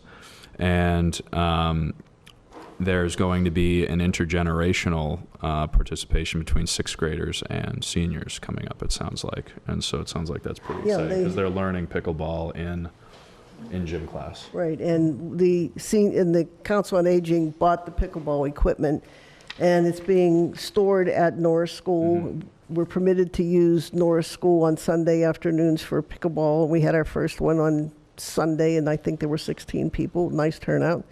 So the equipment will be made available to the gym teacher to use with the students. So now they have nets and things that they didn't have before. So it's, the equipment is going a long way. Great. So it's worked out very nicely. Wonderful. And those are the only updates. I'll go next. Probably the two are community preservation. We had the meeting last week where there was basically the report to the town in terms of what activities had been done with community preservation, and then the call for proposals for this year's funding. At this point, there were at least two concepts that were presented to CPC that night, and still need to go back for further details in terms of quotes and real finalized plans, but there is some interest, and we're hoping to get more people coming forward with ideas for proposals. The last I heard, there had been a preliminary allocation of funds from the state to CPC, and it was around, I believe, around $95,000, which is less than we might like, but I think it was around a 40% allocation, which is better than many other towns. So that's moving forward. And then just an update to what I was trying to talk about last week in terms of Concom and the need at Manhan Meadows. As we met and further discussed, how we could also help to not put all the burden on Ed to get estimates and how we could help out on that. One of the ideas we came up with is that somebody from ComCom could be sort of the trail guide to actually, if we could get 2 or 3 companies, tree cutting companies, to all agree to meet on a certain day and time. And one of us from CONCOM would be the trail guide to walk them down the trail. They could all be looking at the same thing at the same time, figure out how many trees are down, how many need to be cut, and after that, somehow then do the bidding, whether it's a closed bid or some sort of bidding process, so that we could get an idea of what the cost would be. Again, trying to focus on this before heavy snow flies and we can't tell what the real issues are, with the goal that with that estimate, they would also like to approach CPC for some funding. So the sooner we could do that, and we thought that might be a way to help also move things along and not overly burden Ed with all his other duties, if that's a feasible option to do that. So I don't know if it is or not, but. I would say just get one estimate and use that. Just one? Just We don't one. need to do a comparative one, or? Yeah. No. Because afterwards, you're going to have to go out and either get quotes or bids anyway, so I'd just get one good one that's qualified. But if we had we know of 2 or 3 companies, right, that might to be able to perform the work. I mean, sorry, with them walking through that would essentially form the specs for any kind of bid that would have to go out. You're still there. going to have to develop the specs and put them out for everyone, so they're all the same. Whether it's 1, 5, 6, whatever. 1, in my opinion, would be sufficient. Okay. We just thought it would be a shorter way to go, to have them all see it at the same time, everybody understanding what it looks like, so that they could then make their own judgment as to what they thought the costing would be. And then that develop into the bid itself. I mean, I guess I thought that under a certain dollar amount, we wouldn't have to go out for a bigger bid option, but maybe Well, I'm I can wrong. guarantee it's going to be above 10, which is the threshold for quotes, which you got to develop the same set of specifications as you do for going out for sealed bids. And once it hits $50,000, then you're into sealed bids. Okay. So would you like us to proceed with having somebody walk the trail with somebody from Concom, or? Well, either that or I can find somebody that I think will give an honest estimate if someone from Concom is willing to take them through there. Well, I guess we were, trying to avoid the idea of having to pay for somebody to go and do an estimate, because that was, obviously, the money was not going to be findable. So that's what we were trying to figure out, is how could we get this done, both without incurring that cost, but also to try and move things along, given the season that we're about to enter into. So. whatever your recommendations are for Concom. It might move it along if there was only one person as opposed to coordinating 3 estimates at the same time. Is that, what do you, have anything to add, Art? Well, we've dealt with Art Lawrence, 113 Crooked Ledge Road, member of the Conservation Commission. We've dealt with CPC before, and Mrs. Ahart used to beat us up all the time because we never had the 3 bids. She's always asked for 3 bids. I don't know the laws. I know Marla knows the laws probably better than anybody, and I don't agree with Ed. I think we can get 3 quotes, and we're not talking about taking down every tree in the damn place. We're just talking about moving it off the trail, taking care of some widowmakers so we can utilize the facility. And I doubt very much it's going to be in the $50,000 range. But, I mean, this is 2 things. It's important to clear it out, but it's also important for us to have some numbers for a potential grant that has to go out in February. So, do what you may, but that's what we're recommending.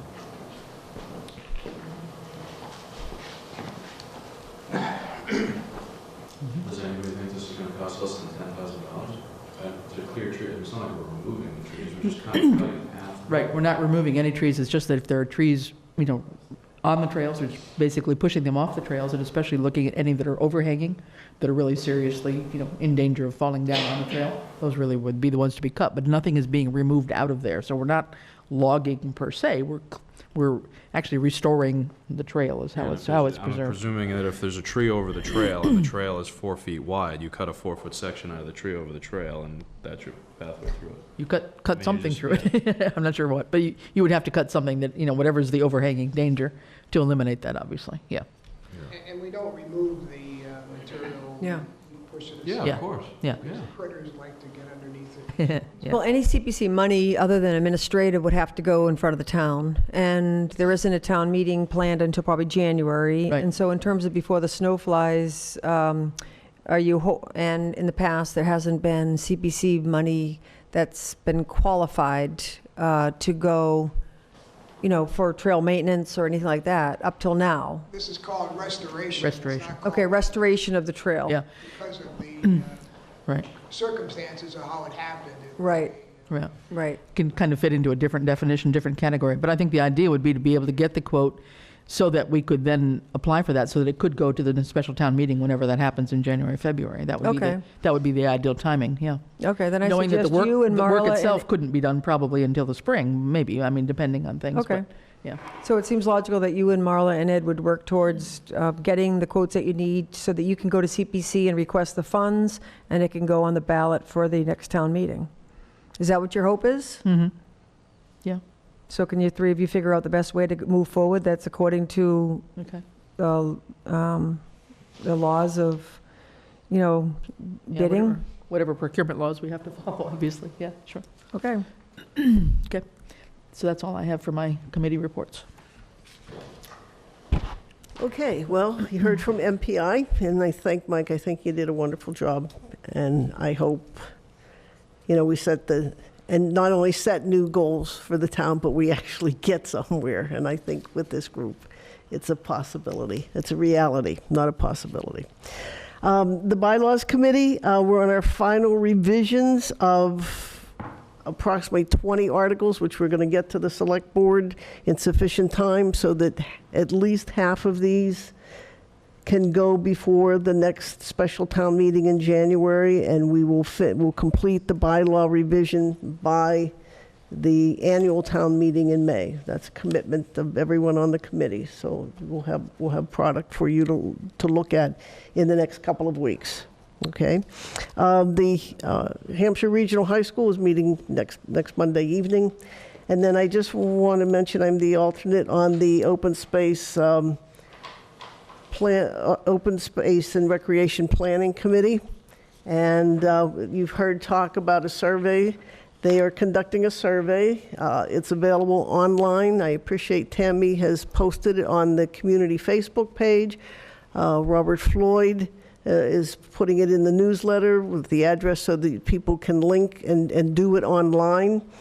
And we have actual paper copies. They're in the library. They're in all the offices here in Town Hall, so that people who don't have access to a computer, don't want to use one, can still participate in the survey. The survey is put together by the lead person working with our Emily. group from PVPC. Emily Slotnick. Yes. Pioneer Valley Planning Commission. Yes, the PVPC. And it's asking questions like, what open spaces do you use in the town? What activities, and it gives you choices, activities that you prefer in town, and what's most important to you in terms of the quality of life of open space and recreation in Southampton. So that's available. I brought in a stack for people here at the meeting. If you haven't done so, please pick one up and complete it. There will be a public meeting on this. It's scheduled for December 18th from 6:30 to 8:30 right here in this room. So there'll be further discussion on the plan before it is finalized. Thank you. That's it. That's it? Sure. Tammy Rolunas, 298 College Highway. I tried to get that, I tried to explain why I didn't push it out as soon as, but I know a lot of people are coming back asking why the North School fields and everything were not even listed on there as a place to have recreational activities and sports. It's right They're here. on the North top of School. the list. Okay. So it is on one It's section? on, yeah, in section 1, it's like the 6th item down. Okay. I just know that people were commenting on that. Okay, yeah, it's here. So to be clear, that's the Pioneer Valley Planning Commission is assisting us in updating our open space and recreation plan, which is updated about every 5 years, and it allows us to be eligible for state and federal grants. Not to be confused with the Open Space Committee, which I'm a member of, and what's happening with the Open Space Committee is very exciting. We are putting together mission goals, strategies for the hope of becoming a standing committee. It was assigned to be an ad hoc committee, and there's a lot of energy and enthusiasm. There's also been a very, very successful first meeting of an organization, which is a 501c3 planned organization called Friends of Conservation. And there was a big response to the first meeting that was held at the library. And the plan will be to put together a committee and actually become a 501c3 organization for the purposes of funds for acquisition and maintenance of town land. Council of Aging meets next week. No updates other than pickleball is extremely popular. Board of Health also meets next week, but they did have a meeting since our last meeting, and they're working on, they were reorganized. As you remember, they have 2 new board members. They're working on Budget 2020, animal regulations, cooling, heating sites, and also there was a meeting regarding the emergency management and plans for the North School. Did you want to say anything more about that, or no? The North School we're talking about. Okay, good. Yep. All right, that's it. So Ed, would you like to have your report? Sure. See, the sub-bids for the Labrie Fieldhouse have been opened, and there were 3 sub-bids for the electrical work received from Lynch Electrical, Goodless Electric, and Elm Electric. There was also 1 sub-bid received for the masonry work from Keeney Masonry. All sub-bidders' references have been checked and are deemed to be qualified and responsible bidders. The bids from the general contractors are due back on December 11th by 1 p.m., and they will be open that evening at the Park Commission meeting at 6 p.m. Just to let you know, John Lumbra has sent the letter of interest to be appointed to our Finance Committee. Unfortunately, however, as he is already on an elected board committee, the Southampton School Committee, our current bylaws prohibit him from also serving on the Finance Committee. We do need 2 well-qualified town residents for the select board to appoint to the Finance Committee to serve until the next annual election on May of 2020 actually, to fill 2 vacant the 2 current vacancies on the Finance Committee. So, is there any way to, we would need a bylaw amendment, I'm guessing, to accept John? I mean, this seems like a bad scenario to be in. We got somebody that's interested and we can't have them. That same thing happened last How year. about this, a huge conflict to be on the Finance Committee and also on this? Yeah. Yeah. Potential. That's it. Yeah, so we're still looking for 2 qualified residents for the Finance Committee, and it's becoming a challenge with them at 3, getting to actually having a quorum in place. So the sooner we can get some volunteers and get them appointed, the better, because I don't think they've met now in probably about 6 weeks. We are also still looking for 2 town residents to serve on the Conservation Commission to fill the current 2 vacancies in that committee, and 1 resident to fill the current vacancy on the Park Commission until the next annual election in May of 2020. The Town Hall, our state annual inspection of the Town Hall elevator was done yesterday, November 25th. Everything was in good condition and working order, and the elevator passed inspection, and we have our new elevator certificate. Thanks to Chief John Wortman and Dave Wells for their help with the inspection. The leak in the town hall roof around one of our HVAC ducts was repaired last week, and there is no longer water leaking into the building from that area around that HVAC duct. The alarm of our septic system sump pumps went off yesterday, and we'll be replacing the floats on those pumps within the next several days. We have received back most of the annual renewal applications which we had sent out for liquor licenses, common victular, entertainment, and coin-op licenses and permits. We're still waiting to receive 1 liquor license renewal and 2 common victular license renewals, with tomorrow being the deadline to receive those. We had a pre-designed developmental review committee meeting with Bowler Engineers and First Hartford Realty Company, which is the realty arm for Cumberland Farms, concerning the planned redevelopment and reconstruction of the Cumberland Farm store and fuel pumps on November 13th. The redevelopment is planned for next year. I was joined in the meeting by town department heads Ian Illingsworth, John Wortman, Randall Kemp, and Jerry Swanson. This was a preliminary meeting to gauge department's thoughts before the vendors file plans with the planning board. Let's see, I had a follow-up telephone call concerning our Community Compact IT grant application, which we filed with the state. They may be willing to actually fund us for $6,000, which would cover the addition of a new backup system for our server and the addition of a sonic wall and a new UPS, rather than the original $3,000 for the new backup system, which they had spoken to me about. I'll keep you posted on that as it develops.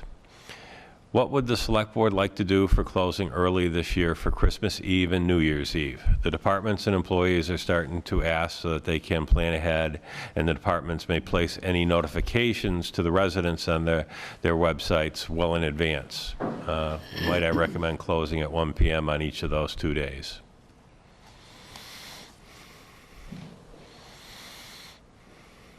What did we do last year? I remember this. When we ended up closing at 2. I thought it was 2 or 3. Yeah, there was 1 vote to close at 1, which failed, 2 in favor, 3 in opposed, and then the second vote was to close at 2, which was 5 unanimous. Do we want to vote on this right now? You need a motion for that now? If the board would like to set that in advance so that the departments and the employees can plan, that would be great. What was the feeling of 2 p.m. last year? Were they not happy? I don't recall, to be honest with you. I'd like to make a motion, if that's okay. Yeah. All right, I agree with Ed and move to close at 1 o'clock on both of those days. I'll second that.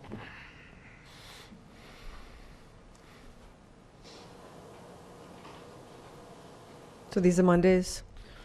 Are these, What day is it? what day of the week is this? Yeah, the eves are on Okay, Tuesdays. yeah. Tuesdays.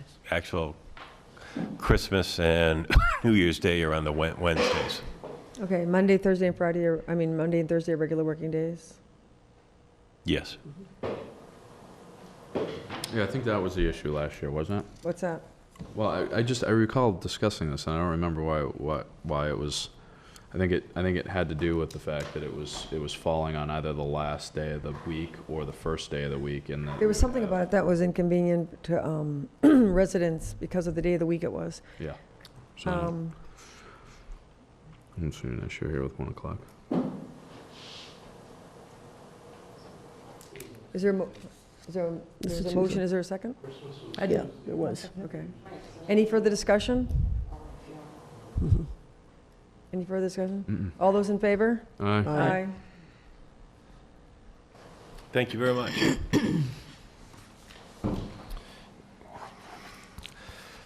And as Rini had brought up at the beginning of the meeting, on a sad note, the town's oldest resident and Boston Post cane recipient, Genevieve Pasco, passed away on November 20th, 2019. According to Lucy Dalton, our town clerk, our oldest resident now is Robert Hendrick, and he resides at 216 College Highway and was born November 8th, 1921. He just turned 98 years old. He is next in line for the Boston Post Cane Award. Would the board be willing to vote to have Robert Hendrick be our next Boston Post Cane recipient? So moved. I'll second. I would just like to say that it would mean a lot to this gentleman and his family. Amazing. So, all those in favor? Aye. Aye. Thank you very much.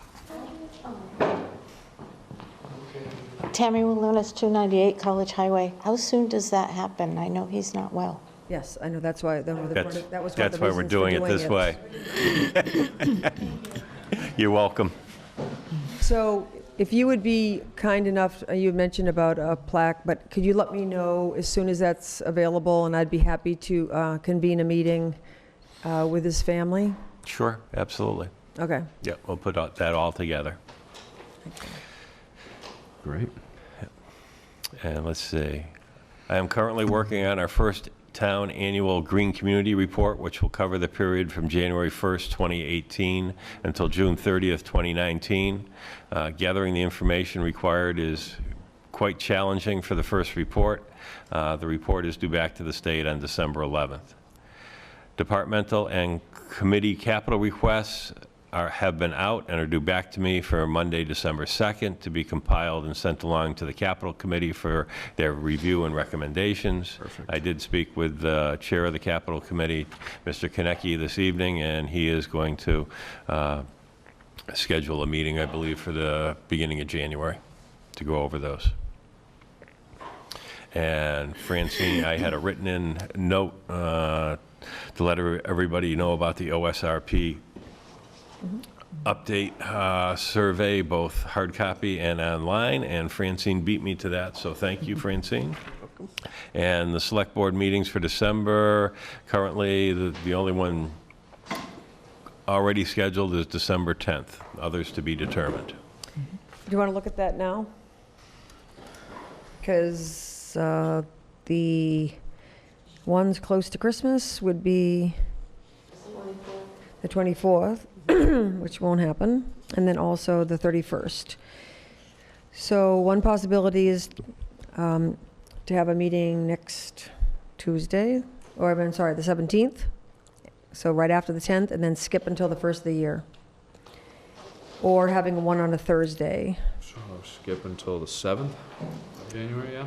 That's when we would go again? Yeah, that might. So we basically got to figure out an interim meeting and then go all the way to the 7th. Well, I mean, if it's doable, that's what I'm asking. I just wanted to let, in your new business, you have any other necessary business that cannot wait till the December 12th select board meeting? It's So the that's- 10th. Oh. It's the 10th. So are you proposing the 10th and the 17th? Is that what you're proposing? No, we're just discussing it. Yeah, we're I'm asking discussing your it. opinion. I mean, because otherwise it's going to go the 10th all the way to the 7th. We're going to go a whole month without one. So we can sign off on whatever needs to happen on the 17th, and then either that or we end up with a meeting like on the 26th or the 2nd, or we do 17 until the 7th, and then we have I a don't meeting. think if we- going 17 to the 7th is that bad. I mean, it's one more week. It's 3 weeks instead of 2.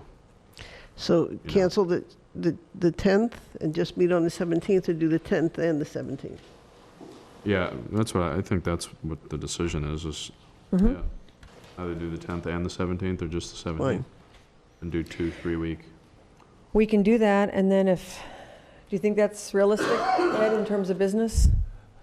I would recommend 2 meetings, even if it's the 10th and the 17th, only because we're in the month to do liquor license renewals, the common vics, and everything else, so. Okay. Well, also, like, when will the town meeting be? I mean, there might be, It gets, probably be towards the end of January, I would guess, so we're going to have to start planning for that. so for now, should we just say 10, 17, and 7? Yeah. That's what I think we should do. I agree with that.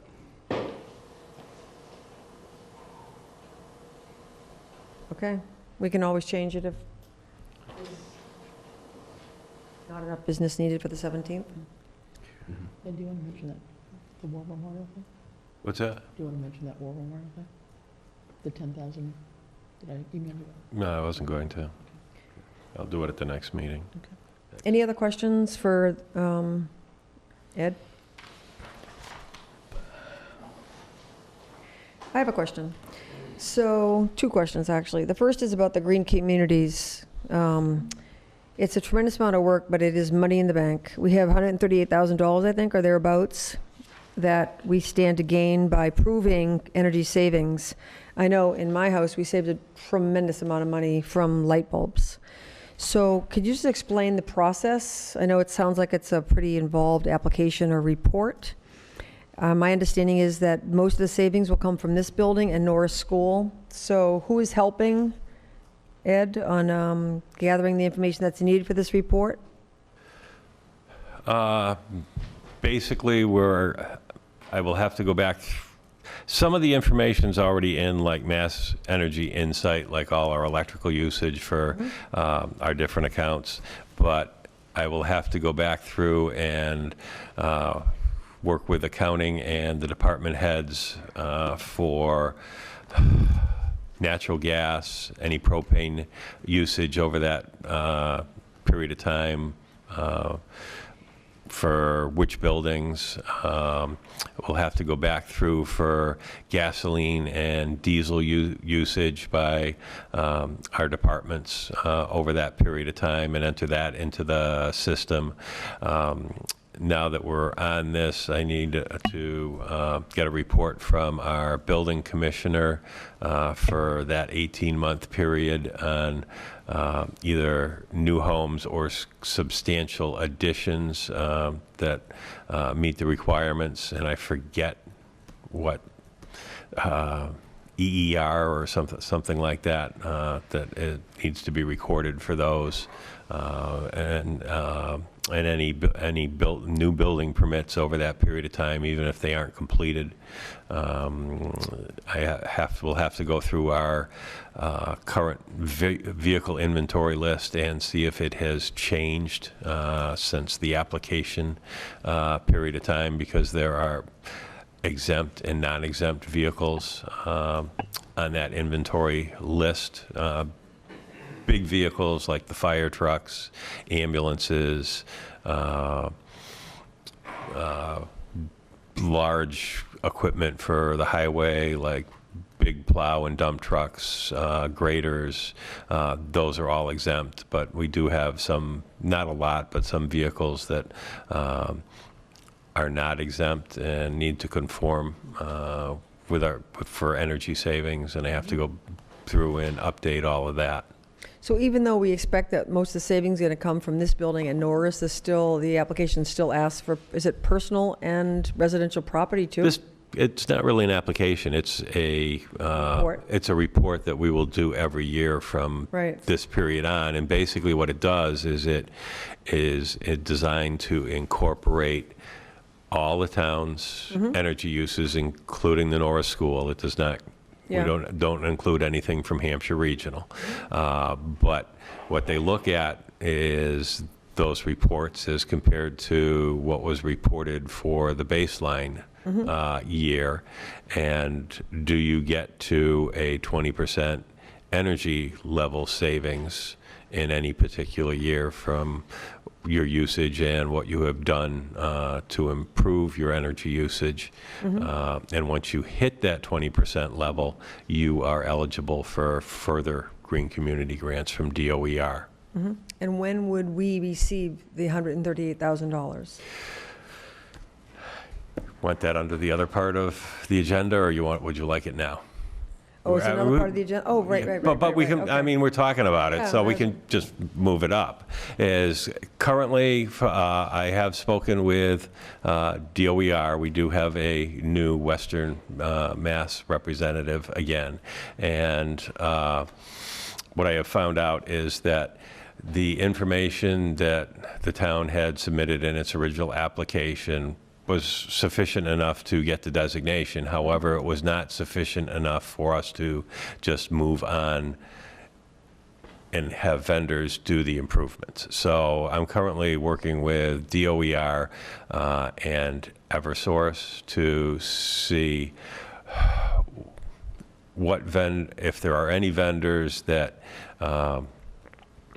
can be utilized to identify what projects' energy savings will be that DOER will accept, number one. And I'm hoping that I can find a combined one with an Eversource-approved vendor for lighting retrofit that will also be able to quantify energy savings from other projects like the attic insulation here, any weather sealing, whether it's done here or at Norris School, and be able to utilize that as one vendor to compile one report or application to DOER that says, here's exactly what we want to do for all our lighting retrofits and weather sealing projects, and get them to approve it and be able to do it in one step. Worst case scenario is there might not be any overlap and might have to do this with a vendor to certify the energy savings for the lighting retrofits as one project and the weather sealing as another, and whether those two can be done in a timeline that they both can be combined and sent to DOER for their approval to move forward, or we have to break them out. That'll be the question part. Can the door repair be added to this too? Well, actually, Christina Madsen's been working on the door repair, and actually she's been working on it diligently for the last month, and she's actually supposed to install what she has built for it over this upcoming weekend. Oh, good. Yeah.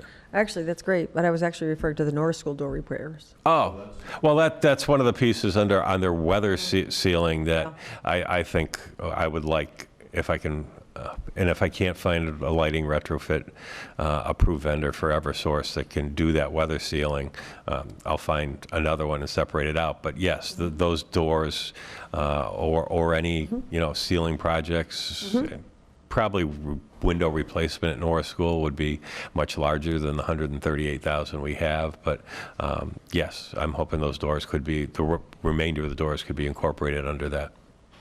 Good. Any questions? All right. And the other question I had is, it just seems like with this compact IT grant, that it just seems like there was a lot of different things that were added. They said some things wouldn't be covered, other things would be. I'm just wondering if we could have a comprehensive, I mean, there've been attempts over the course of my being involved here where we tried to get this committee together. The IT person from the high school had offered to be involved. That didn't really pan out. I would really like to, I mean, infrastructure, security, it comes up again with the whole Corey discussion. I just need to know where are we at with our current IT capabilities, backup storage, security, and phone service also. And I'm wondering if we could put that on the agenda for the next select board meeting to get a comprehensive sort of presentation on that. I can tell you right now, the new server gets installed next month. We did not have the money for the new backup system or the addition of a sonic wall, and was one of the requests for the IT piece. And I'm hopeful from the last conversation with him that we'll at least get the $6,000 to move forward with those two pieces of the puzzle, because we're talking to Art, there was both of our first and second choices on one, having a backup system to refer to, and two, to have a new sonic wall put in here, because actually what we have for a wireless system, Mr. Lawrence donated parts for, and it's really a residential system. So to, shall we say, secure that Wi-Fi system, we do need a new one. From that point of view, actually, the people at the IT grant said there may be another grant that we can update our website from, so I'm going to put in for that.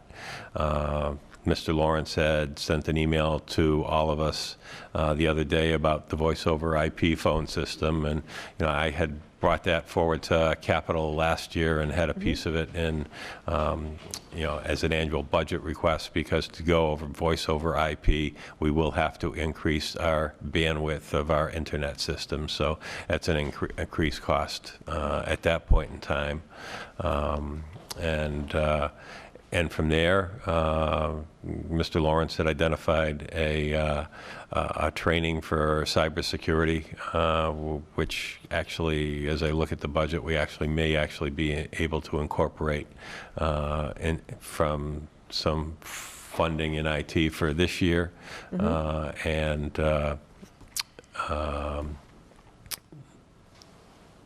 one other piece there, and that, I forgot what that one was. But, and then town clerk had requested the E360 from, that I had included in that IT grant that they won't do. So she's going to include that for a capital request. And actually, the other piece was the voice over IP I had put in as a capital request last year, and I'll be putting in again this year.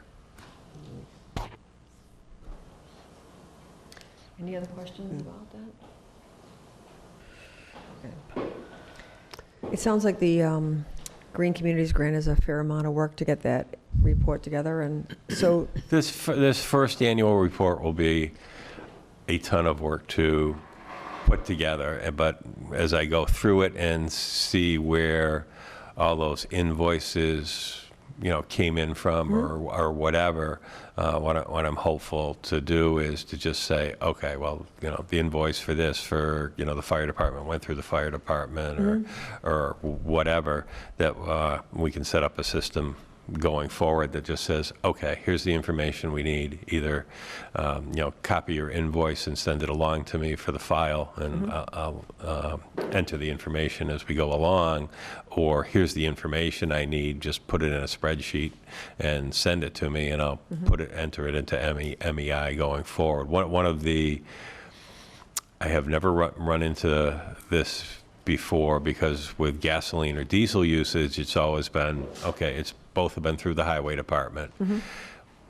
There were pumps that would actually tell you whose vehicles got what, and the highway department would keep track of that, so we knew by department who got what. Because we've gone to gasoline cards here, because we don't have the gasoline storage tanks, is I have asked DOER, it goes, okay, how do we go about recording that departmentally? And there may be a way to go back through and get a report out of those gasoline usage cards that actually say what department used how much gasoline in which month, so that can be recorded correctly. But that's a new caveat that I have not run into before. Now, do you have department heads meeting tomorrow? No, did not, because there's a good amount of them that are gone for vacation. So I'm actually going to have one an off week next week. Okay, because the December 11th is right around the corner, and I'm just hoping that, I think anything that we already have been approved for, it just sounds like, you know, if you can involve the other department heads in this, it just seems like, in terms of delegating, it would be a good thing to do. It just seems like a tremendous amount of work. It, And like the I say, deadline's right around the corner. yeah, like I say, this first time around, it will be, that's for sure. Yeah. Yeah, and one of the things that because I hadn't really received much information from DOER in a while, other than me reaching out to them, but the new Western Mass coordinator had told me that one of the things that he had discovered was, and maybe the reason that wasn't getting much emails and information from them, was that they had an incorrect email address down for me. Okay, well, hopefully that keeps moving, because like I said, it's already money in the bank. Yes. Is there anybody here that's here to talk about the bylaws review specifically? If not, I'd like to just go right to the PQB request for select board, just to attend to the people in the audience, and then the Fletcher Farm. So PQB request for select board to consider their vote to support Cory checks for all new employees except police department and school employees. So either Matt or Art, maybe you can start discussion.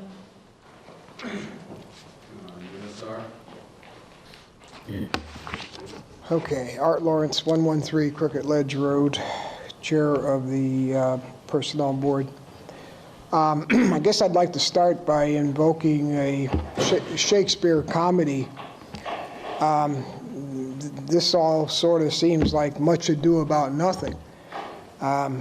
I just don't understand it, and I'll get to some things at the end. It's no cost. We already do it for police. We already do it for schools. We already do it for COA. I queried a number of towns and cities, I guess. I guess Easthampton's a city and Westfield's a city, about who does quarries, and I sort of gave up. I talked to or people I know who work there. Easthampton, Goshen, Hadley, South Hadley, West Springfield, I just sort of gave up after that because everybody was doing it. We also put it out on what's called a listserv, and we've got an overwhelming positive response on the people who do the quarry. Again, no cost to us, I just don't understand it. What's the issue? Can somebody tell me what the problem is about doing quarries for town employees? Yeah, I can tell you. What's the problem? Yeah. I can tell you what our lawyers said, because our lawyers don't recommend it. So this is, I mean, it sounds like it's what's the big deal, but there is more to it. First of all, there are significant liability issues that might attach for improper use, storage, and/or dissemination of Cory. Simply stated, the more Cory checks you run, the greater the risk. I'll explain some of those risks below. On the whole, in my opinion, the legal risks outweigh the benefits of running Cory checks on all finalist applications for all town positions. Dedicated human, in the absence of a dedicated human resource personnel and/or consolidated appointment authority. In other words, we're going to have elected committees that have the potential of being able to approve or not approve candidates.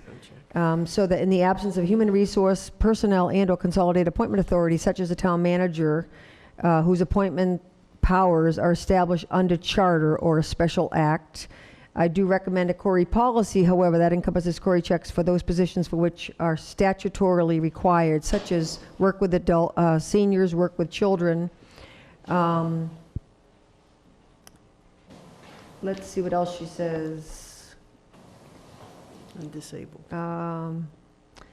Once a Cory check is run, the resulting Cory information must be secured, either in a locked cabinet if in hand form or encrypted if stored electronically. Cory stored in the cloud has additional security requirements. That was the point I was making earlier about how secure and confidential is this information. I'm cautious about the provision of Cory information to multi-member boards.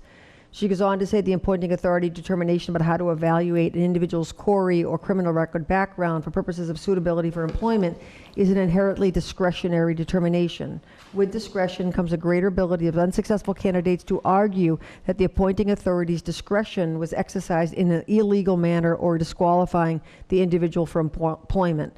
So someone who doesn't get the position can therefore claim that it was discretionary illegally.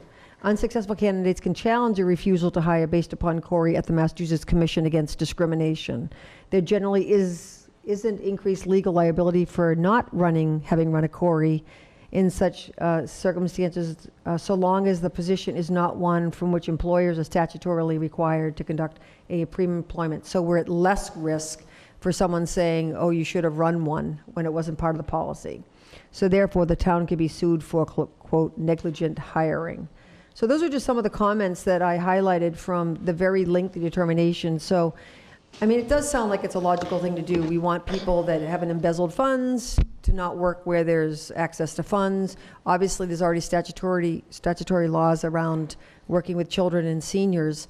So it has, I think, a lot more to do with who decides when the Corey is done, what is our liability, and the bigger issue for me really is, do we have a solid infrastructure of equipment and storage of confidential citizen information? We do it now. So tell me how COA does it. Right. So I guess the question is, do we have that? We're required to do that by law. Well, we you don't tell have a me. policy, we're just following a law. But you tell me, we already do it, and we already do it for police. Yeah. How do they do it? Yeah. And how do the schools do it? And how all these other towns and such do it? Yeah. And Well, I hate to imagine what this costs, this KP Law dissertation, I know what, it's $175 an hour?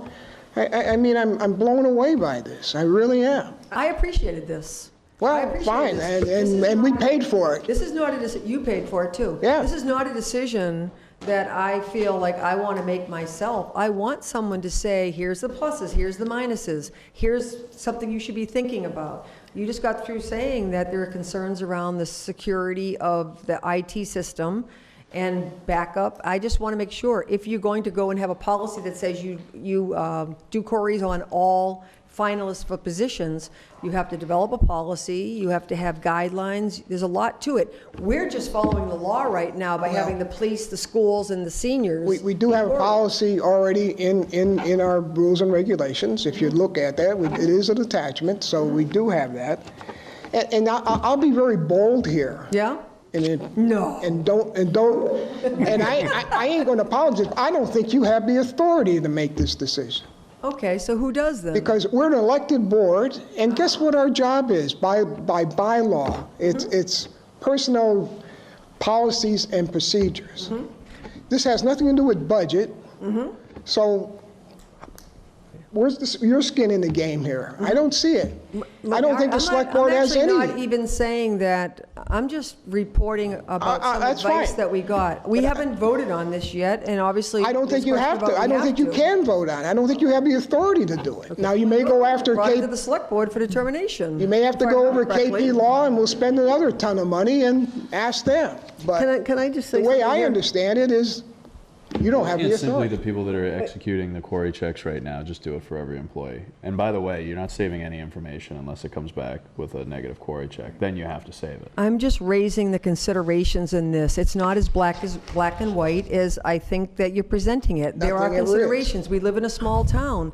There are times that there's going to be information that's going to be generated that's going to be sensitive. I want to make sure that we're keeping it secure and confidential. Okay, that's one thing. The other thing is, we don't have an HR department here. We have no single door that all of these applications. Francine, we do it today. I'm just saying, We do we're it talking today. about. I'm just COA talking does about- it. I know, I've been query checked. So have I, multiple times. All I'm saying is that since we'd have no single door, that different people might read those results differently or interpret them differently or apply them differently.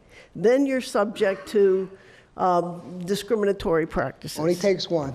No, all I am saying is that if we had, and I wish we did, either in-house HR No. or regional HR, where everybody could go through and there was one single person was responsible, then I would feel more comfortable with it than having different people who have different interpretations or subjectivity based on information that they receive, Francine, making hiring decisions that ultimately may come back and You can bite say us. this about everything, right? You can say about benefits and so on. I mean, you know. I mean, I have to say, Go ahead. I don't want to cut you off. No, go ahead. I'm frankly with Art on this, mostly because like the things that I get Cory checked for are for recreational athletics. Do you think that that stuff is secure? Absolutely not. Yes, but come on, like on a recreational, like there's no way. I mean, if they're Cory checking me for recreational coach, and I get that I'm with kids, but like seriously, like these things are made up of volunteer employees that are in very small towns, and I'm not just saying this town. Like I've coached in Easthampton, I've coached here. Like I'm getting Cory checked literally every season. So like, I mean, if these things can do this, then we can do it too. And if we're already doing it, then There's a big I don't- difference I don't- between I a don't agree private with that, Red. I don't think that organization that- and a municipality. Go ahead, Art. Ed. no, the risks are still the same. You can get sued either way. Number one, I'm going to strongly disagree with there's no cost here. Most of the communities they're trying to compare us to either have an HR department or a legal department, or they have both. West Springfield, Westfield, that means they've got staff to do this. So if we're going to do more of these, it's going to mean that there's more hours in it. So you better recognize now that, There's not that many people getting hired. I mean, how many we hire But a you're year? still going to do more of them. Do you think that either I or my secretary is sitting around waiting for more stuff to do? We can't do what we've got now, for crying out loud. No. Yeah. I know. Well, So and I'll tell you right now, trying to compare yourself to communities that have these staffs that do this is precisely one of the biggest reasons we're in the financial straits we are in right now. I'll have to mention that when I go to Goshen. I know, how do they do it? And how does Hadley do it, which is the same size, as if not smaller than us? How do they do it? At least half of these towns that are here says Human Resources does Cory checks on all new employees. Yeah, some So of them there's do. 17. We don't have a HR department unless the personnel PQB is. Well, we do it now, right? We do all the PCFs, we do all, what do you call it? We're going to be coming with a whole compensation and classification to you guys, because you do control the budget there. And we've done a lot, and we continue to do a lot. So, hey, I guess we can fight this out, and I hate fighting things out, but, well, maybe I don't, but we'll pursue. I mean, I think, again, we have the authority to do this. I understand the things that you say, but then I guess we'll just find out who really does have the authority. Quick question, just a question. If a Cory check comes back negative, who has the ultimate decision to make? It's thrown away. Make a choice. It doesn't go any further than that came back negative. But if it comes back negative and that person, given how their thought process, does not necessarily think that it applies to that particular job, and they say, okay, I'm going to hire that person. What? I don't know what are you saying? No, the question is if you have a negative Cory check, who decides? Yeah, who decides whether or not? That the Cory is correct? Or what? What are we talking about? No, I think there's some discretion in reading the results of that and understanding if whatever the infraction is really impacts their ability to do that job that you're hiring them for. Yeah, I mean, I would assume And that I'm saying the person who's making that decision. Oh, you say, I'm thinking that the opposite. You're saying it comes back to me positive, that somebody did something. Oh, okay.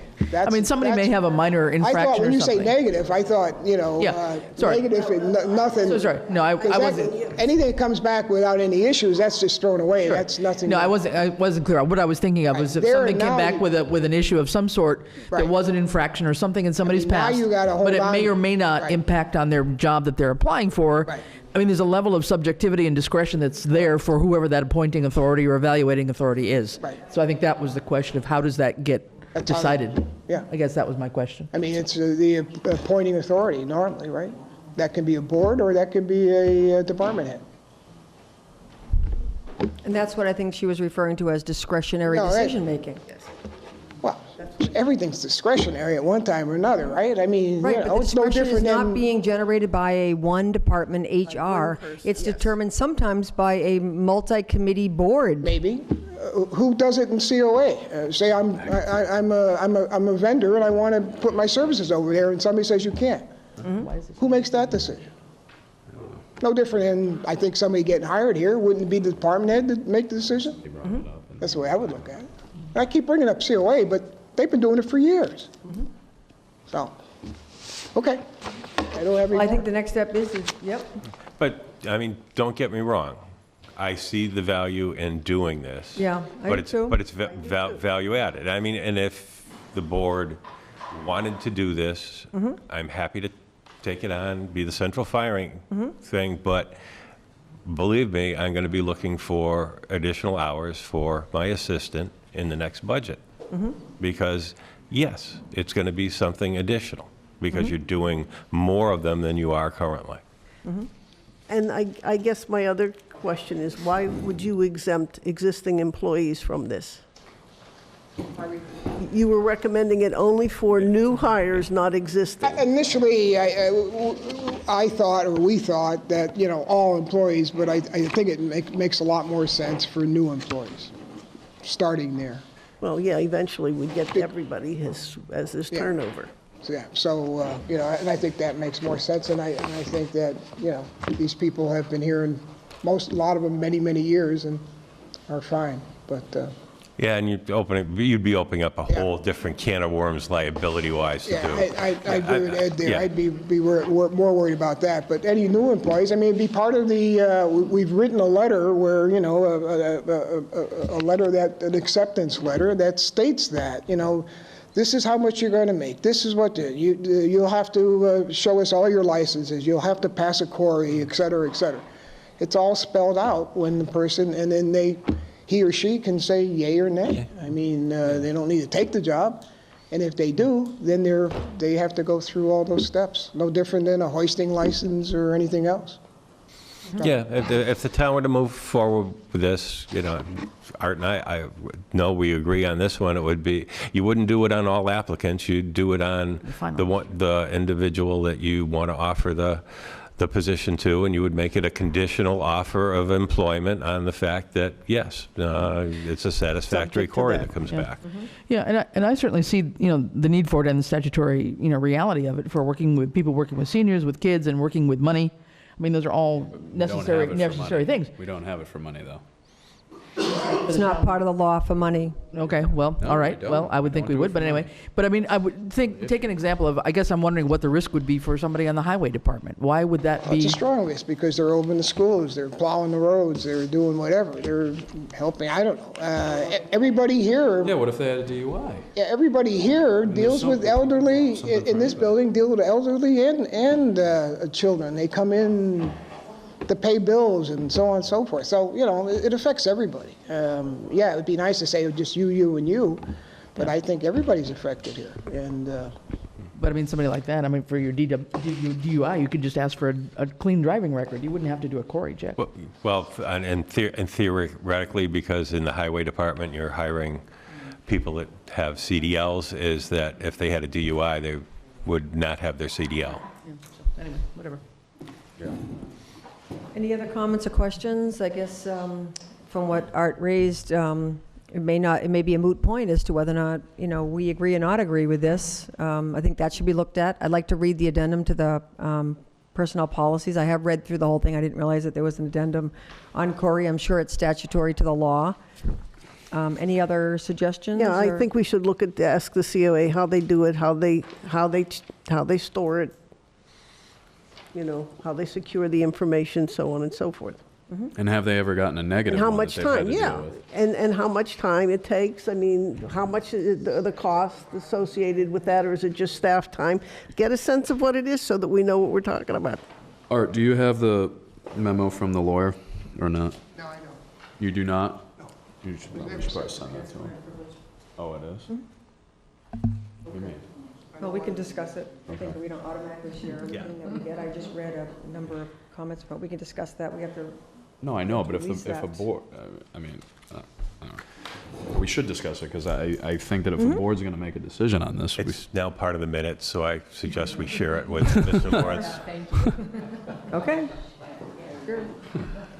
Okay. I mean, that way we're all well aware. Maybe, look, here's the reality of this. I go back and forth on this. I feel like I'm now in the middle again. Like when we last talked about this, I was on this position of this board, and then I go to these meetings, and I'm on their side. So I keep going back and forth. And now, like, what are we supposed to do? And you keep reading experts of that, and I've never even seen that, I don't think. I sent So, it like, to you. I mean, so It's what it's fine, but like. I take seriously when everybody should be- our lawyer doesn't recommend something, I take that seriously, and I think that it's just not as black and white. I'd like to analyze the situation and decide. I don't believe in, I believe in the least restrictive access of personal information. Yeah, but that's challenging when you have so much responsibility. But so that's where the line is, and that's, Yeah. so I want to talk to the Council of Aging and find out how they do things. If there was a policy that was created and there was a central office, and if your department wanted to be the central office, and there was a secure place to store the information, and it was encrypted like our lawyer recommended, then I would support it. And one person making. I just haven't heard that yet. But one person making the decision also. So you have I mean, consistency. I'm not for adding cost on this, but as we've discussed, you don't believe that it would add costs. I don't know. It's just challenging. We're talking about here, what are we talking, 6 a year maybe? I'm not worried about I that know it part of takes it. no I'm time. worried about I the know that. decision-making. I'm worried about the storage security. That's what I'm primarily worried about. 6 a year, I think we've got 4 PRFs sitting, well, no, I can't say that because we No. did conditionally approve some at the last meeting, but there are 4 PRFs hanging out there that haven't been posted so far. Yeah, but for departments that otherwise wouldn't have a query? But if this were in place, they would. Have to do it. Well, that's what I'm asking. Like, yeah. you can't include police and because they're. No, I couldn't, you're you can't right, do because they that. have a totally different system. They Yeah. do it already. Right. Yeah. Yeah. Do your bylaws say that you have the authority to make those decisions regardless of any other input? Why are we here? Well, if that's the case, Brought then it he here. needs to see that, because like I don't think that they should be, I don't, we, they, You want me to go PQB. get 'em, don't I think get that 'em. They're They the- should be making a decision without at least having exposure to what our lawyers have indicated to this. Because Yeah, again, I yeah, go back and that's forth on why this, I'm so maybe they go discussing back it. and forth on this once they, Yeah. if they have a chance to see that. Okay, I mean, again, we're elected, no different than you guys, so, right, and not appointed. yep, Okay. I get it. Have a good one. Yep, thanks, Art. Have a good night, Art. Thank you, Art. Okay, let's talk about next item, which is town-owned land next to Fletcher Farm.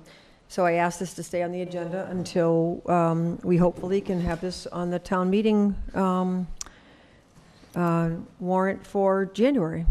And so I wanted to just keep it, and we had a meeting last time around. In the meantime, we've had a letter of support from the Board of Health for the town to support that transfer of the land back to the farm. And I just wanted to see if there's any additional communication that's happened either with our attorney or anyone around next steps. I can tell you that we know it will have to go through a town meeting for a vote. I can tell you that due to the value, whether that be our assessed value or what MDR believes the property should be valued at, both are below $35,000, so we do not have to go through a formal auction process on it, and it can actually be a fairly liberal process.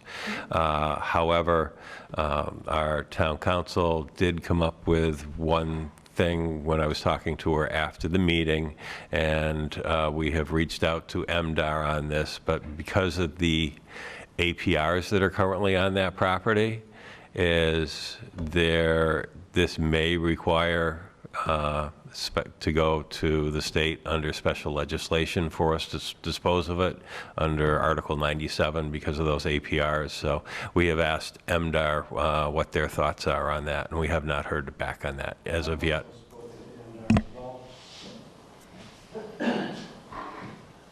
Bob Fletcher Gun Road. I spoke to MDR as well on that, and MDR's attorney, they are staying very much hands-off on this, and you're really not disposing of the APR, so I would have to think that they're probably going to stay out of it. Their position on this right along has been, even though they know that the town has violated the covenants of the APR, they're not willing to cross the line between state and town. They're not willing to duke it out with another municipality.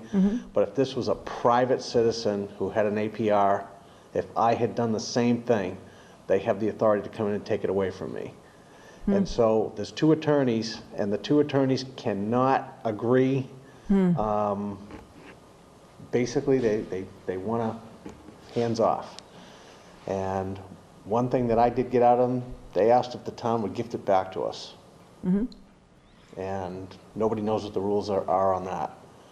And given that we've been the ones who have been taking care of it at no cost to the town, we've stepped up to say we'd like to at least take a shot at trying to fix it. If it went to town meeting and we explained it to the voters, to leave it at that.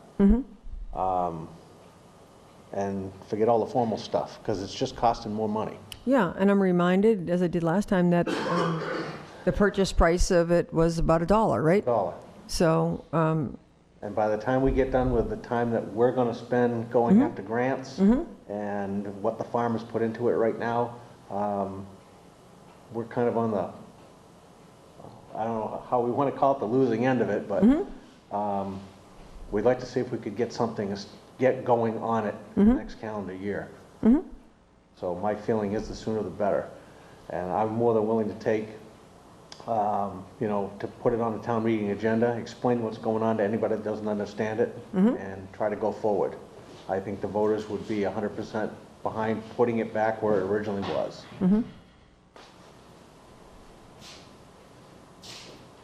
and would that be in the form of a citizen petition, or is that something that we as a town can put in front of the voters to offer or sell the property? It's under our control, so would be my belief we would have to put it on there. Yeah. Yeah. And what steps need to happen then? We're waiting to hear back from them? Yeah, we're waiting to hear back from them. Okay. Is there, what else has to happen in order for this to end up on the town I mean, warrant? once we know that piece, you know, KP could write up a warrant article for us for that to happen at the special, so. Okay, so it shouldn't be too many roadblocks? Shouldn't be. Okay. Yeah, but then is this going to get recorded as a legitimate deed or not? Yeah, it would be. Yeah. Would it? Okay. Oh, yeah, I mean, basically, We the can do town. all these procedures, but if the state won't well, take it, or number whatever. one, it goes to town meeting. And town meeting gets to vote whether it puts it into the control of the select board to dispose of it or not. Yep. If they do, then we go out and do a procurement process to dispose of it. Great. Yeah. So Cheryl Fletcher, Gun Road, the farm.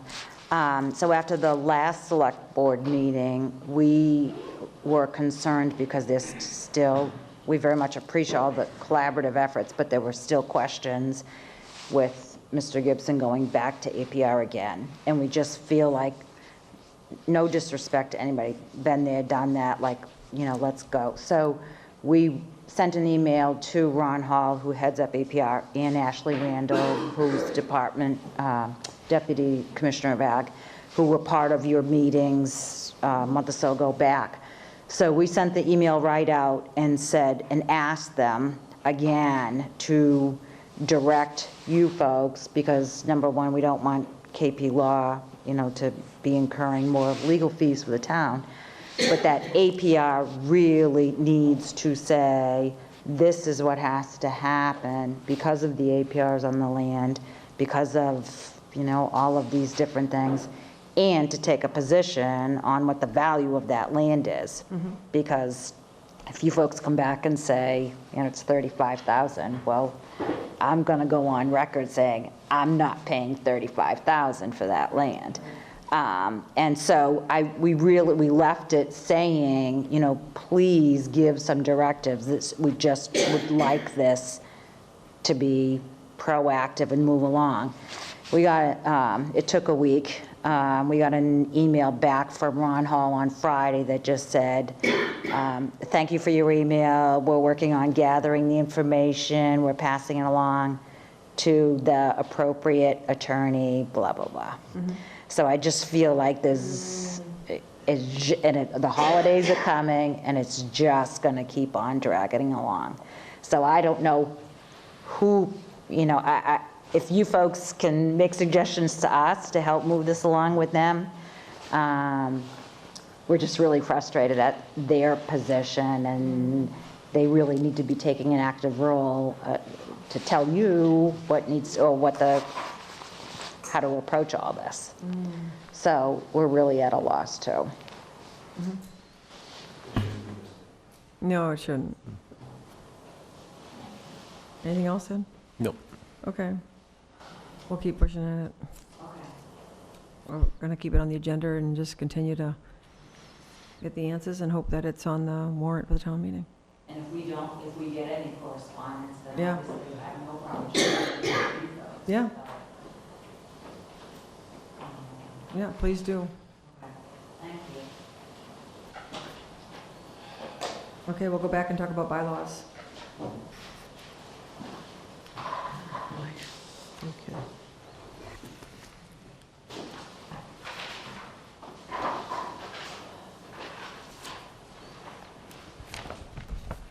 So what's in the packet, Ed? Is this what I sent back to you that the bylaw committee This. agreed to? Well, this is to the best of my recollection. Most of it was easy from the last meeting, but if you look at section G, you made some amendments to it at the last meeting, and if you look at this, it's got any cross-outs or additions that are in there, so I'm just wondering, number one, did I capture that correctly? And if I did, great, I can make this a finalized copy, and if I didn't, we can amend it again. And then the other thing I just wanted to bring forward, because I had noticed this, and actually I called it to Ms. Groden's attention, that D, whenever practical, the Select Board may submit to the committee all proposed amendments or additions to the general bylaws prior to their inclusion in the warrant for any town meeting. The committee shall meet and review all such proposed amendments and additions, and shall report to the Select Board its recommendations as to their form and consistency with existing provisions of the general bylaws, and as to their placement in the general bylaws. And I just wanted to make clear that basically what that means is it goes to them for recommendations as to the form they're in, the consistency with other current bylaws, and to where they might be placed within the current bylaws. It doesn't go to the committee to be reworked or the language changed. We knew that at the beginning. It would have made our job a lot easier. I'm serious. I mean, if you knew what we've gone through, it's kind of... Well, those are all proposed amendments or For future. new additions Okay. for general. I'm- It's not the current ones. Yeah. They're the ones in existence. Okay. I mean, again, we took it back to the committee. They agreed to it, so we sent it back to you in the form that it is. We obviously agreed to it, and so it's a go. Okay, and the G, you're comfortable with the language on that, Well, too? I think we were thinking, gee, Chris, you can correct me if I'm wrong, but, we have no budget to publish public hearing announcements and so on and so forth.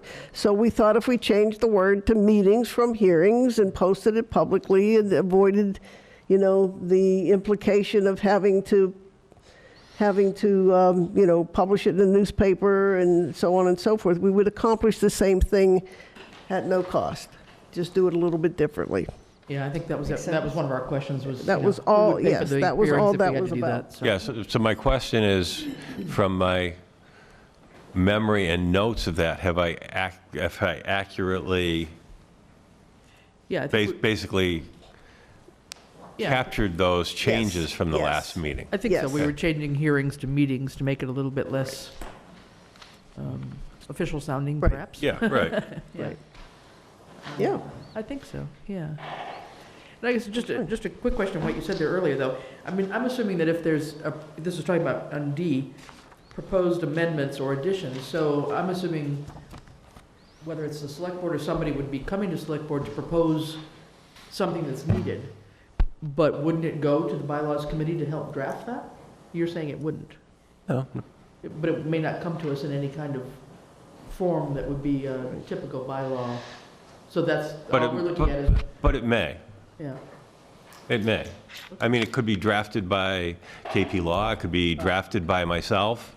I mean, my opinion of that is, whether it's KP Law or myself, that there's more experience there in that draft than there is in the volunteers on the bylaw review committee, but yeah. I was thinking it was more just a request without a real. No, I mean, yeah, detail. if somebody came to you and said, geez, we'd like to do this, can you help us, Yeah. draft that, then absolutely.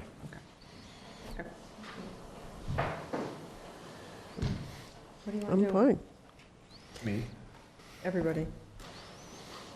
Are you comfortable with approving it? I'm fine with it. Would you like to make a motion? That's fine. Do we need to approve it? Yeah, I should have a motion Yeah, is that not? and a second and That's a we're vote. both on the committee. I don't know if we should. Yeah, I'd rather not be the person doing that. Are you prepared to make a motion to approve this? Do you want me to make the motion? Yeah. Yes, I make a motion to approve the, bylaw committee change.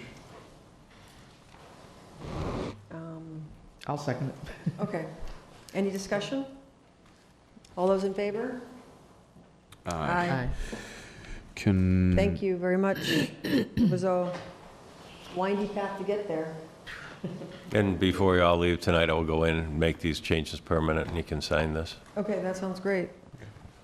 Can we, We'll put it in the bylaws. since we did this before, can we, I don't think there's anybody, can we go to Charlie? Sure. It's the second one, next one anyway.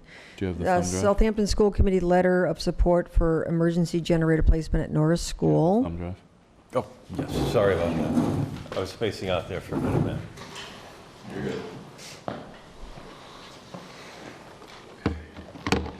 There's a PDF version and there's a PowerPoint version.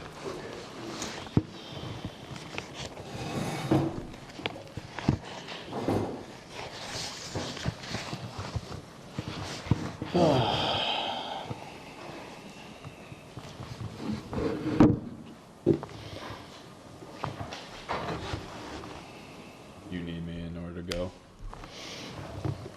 Is this the only thing on this? I don't know. You got it from Ed, so I just figured it'd be faster to connect to your laptop than it would be to mine. Those are vacation pictures? They Yeah, look good. Yeah. I like that, yeah.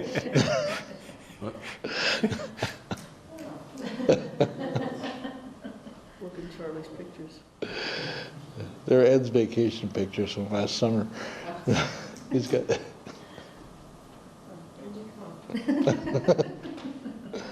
Great. later I want to see the robot room diagram myself. you want to see that? Robot? Is that what it is, the Da Vinci? I've had one of those work on me, so. All right. We've been in discussion now for, well, Charlie Konecki, Emergency Manager, Southampton. We've been in discussion now for several months about establishing an emergency backup generator at the Norris School. We're now getting into the level of tangibility, looking at what's there now.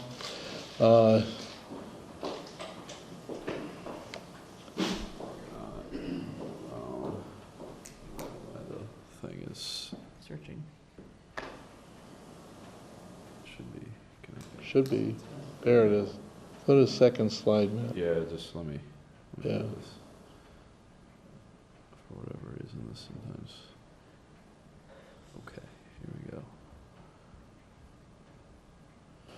All right, well, that's the end. I think he's trying to speed the meeting up, Charlie. I think we're done now. All right. One of the issues with this school is the fact that the first part of that building was built in 1955 or so. And then we had all this addition that went in on about 20 years ago. So what we ended up with is our electrical supply room is now in an interior room instead of an exterior room. Where? Right here? A little bit to the left, a little bit higher, right there. That's where it is? Yep. It's right by the cafeteria. Oh, okay. And, yep. Parking lot, just for everybody. So we were looking at if we're going to establish a generator, where we'd establish it to start with. And we were looking at natural gas, but natural gas comes in on the other side of the building. Right. And then on the opposite sides where the power comes in. Where? Excuse me, Pomeroy Meadow Road on that driveway. Just above where just a little bit higher to the left. It's outside transformer. If you want to slide down a few slides, you'll actually see an outside picture of the building.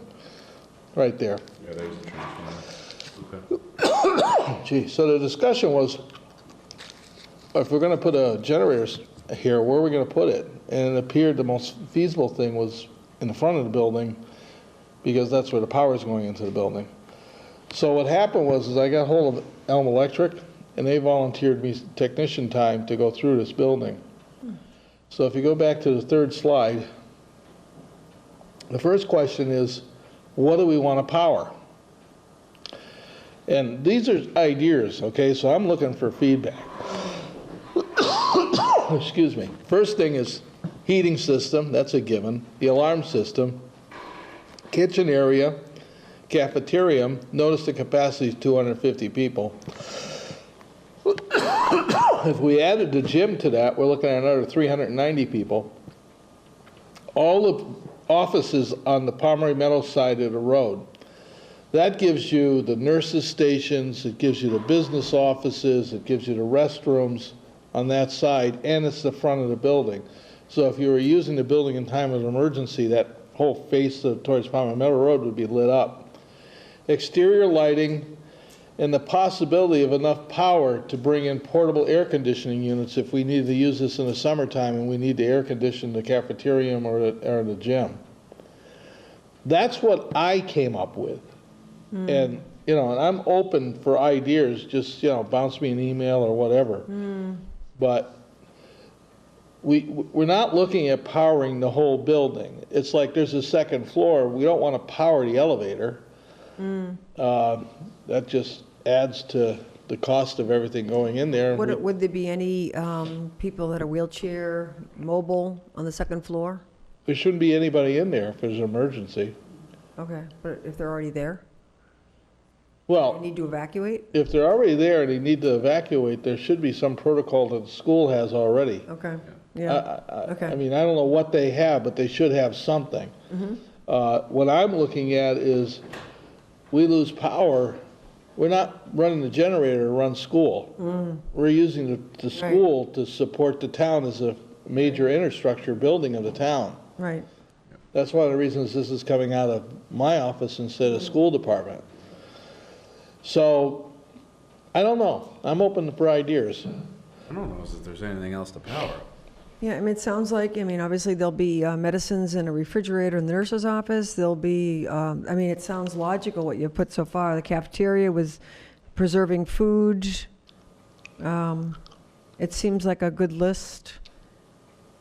I don't know. I mean, I'm throwing this. The library as well? Would that be a useful? The library, here's the problem with That'd this. be a useful room to use, I guess. Well, yes and no. Here's the problem.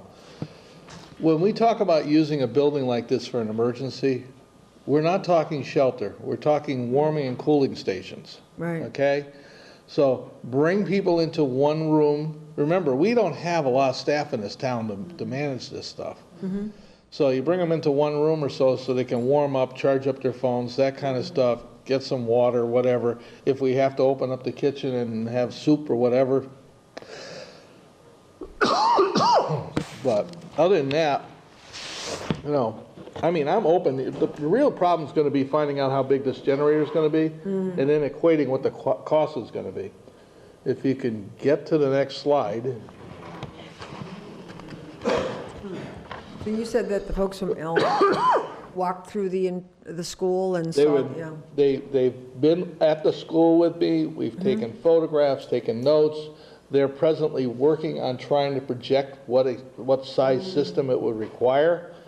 Ed's working on getting me all the power consumption for the school for the past year, so we have a number to work with. But some of the problems are the switching room is in an interior room.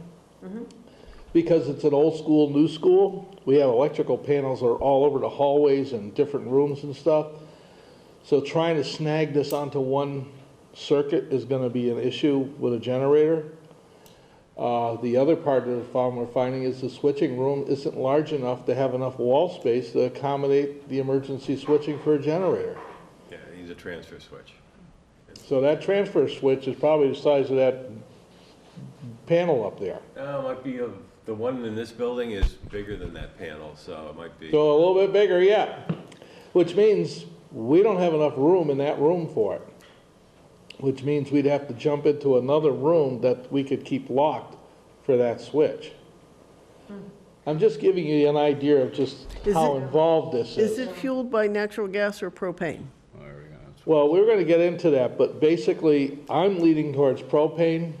The electricians are pushing diesel. Ed's pushing natural gas. Okay? Sorry. So everyone has their points. The electricians feel that diesel is more economical. I don't like diesel in an emergency generator where it sits there for 5 years in the bottom and gels and then doesn't work when you need it. Ed likes natural gas, but the natural gas lines are on the opposite side of the building, which means that we either have to bring in another line and another meter in front of the building, or somehow bring the gas line through the building, which to me just adds another hazard to the building. But, you know, propane on the other hand, I'm looking at it like... You can't tunnel the cabling, like the electrical conduit from the gas line through the building? Instead of running the gas line through the building, just run the electrical line through the You building? could run you could put the generator in the back. Yeah. And then you would have to, over the rooms and over the hallways, go above the ceiling with a... Tiles. Yeah, with a basically a steel pipe to bring the power to the switch panels. That does not seem that challenging, or is it though? That's because all those tiles are just looking at. Well, I understand that, but and I'm not saying this is wrong, Matt, so this is all just discussion at this point. And then you've got natural gas, and you've got a forever supply of it, and you don't have to worry about a tank, and who's going to monitor filling the tank. Right. Storing propane, and how often it's going to get filled, and Part is true. Paying for a Just- fee for not using it. digging the tank, I mean, yeah. Well, I mean, this is part of the argument, you know? Well, just quickly, in my mind, I go down this way. If natural gas is available, and of course, we don't know, the other piece, we don't know when the moratorium will come off, but if natural gas is available, it's clean, it's always running to it unless the line breaks, so you don't have to worry about filling it when it runs out. About degradation of it. Yeah, my second choice is propane. You still have to fill it, but it's clean and, okay, if it ruptures, it might go boom or let the gas out. But with diesel, like Charlie says, if it sits there for 5 years and goes stale, or my fear is if you got diesel or some type of liquid, if that tank ruptures and goes in the ground, now you've got a hazardous situation. So that's just how I go down the road. So I'm not saying no to any of this. I'm working with the electricians. By the way, the electricians are volunteering their time to do this, which I think is really cool.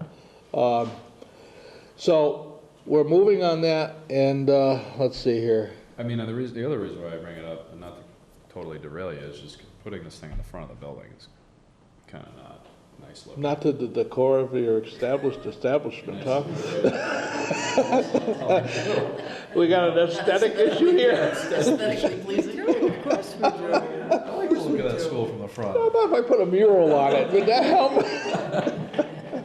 We can always paint the propane tank or something, have Yeah, the kids, you know. have the kids do an art class or something. Fix all the sidewalks and everything else, it's gonna look. That's what they have arborvitae's for, Matt.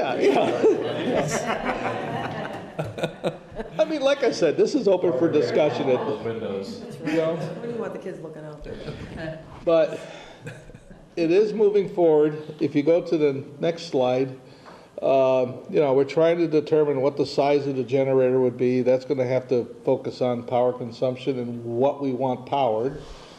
We're looking at the propane stuff, and we're trying to get a cost estimate by the end of January. So we have a working number.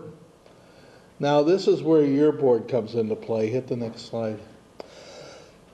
If we're going to start going after a federal grant, we need to realize that if we apply for a federal grant, they're going to be looking for us to take and do a beneficial use evaluation.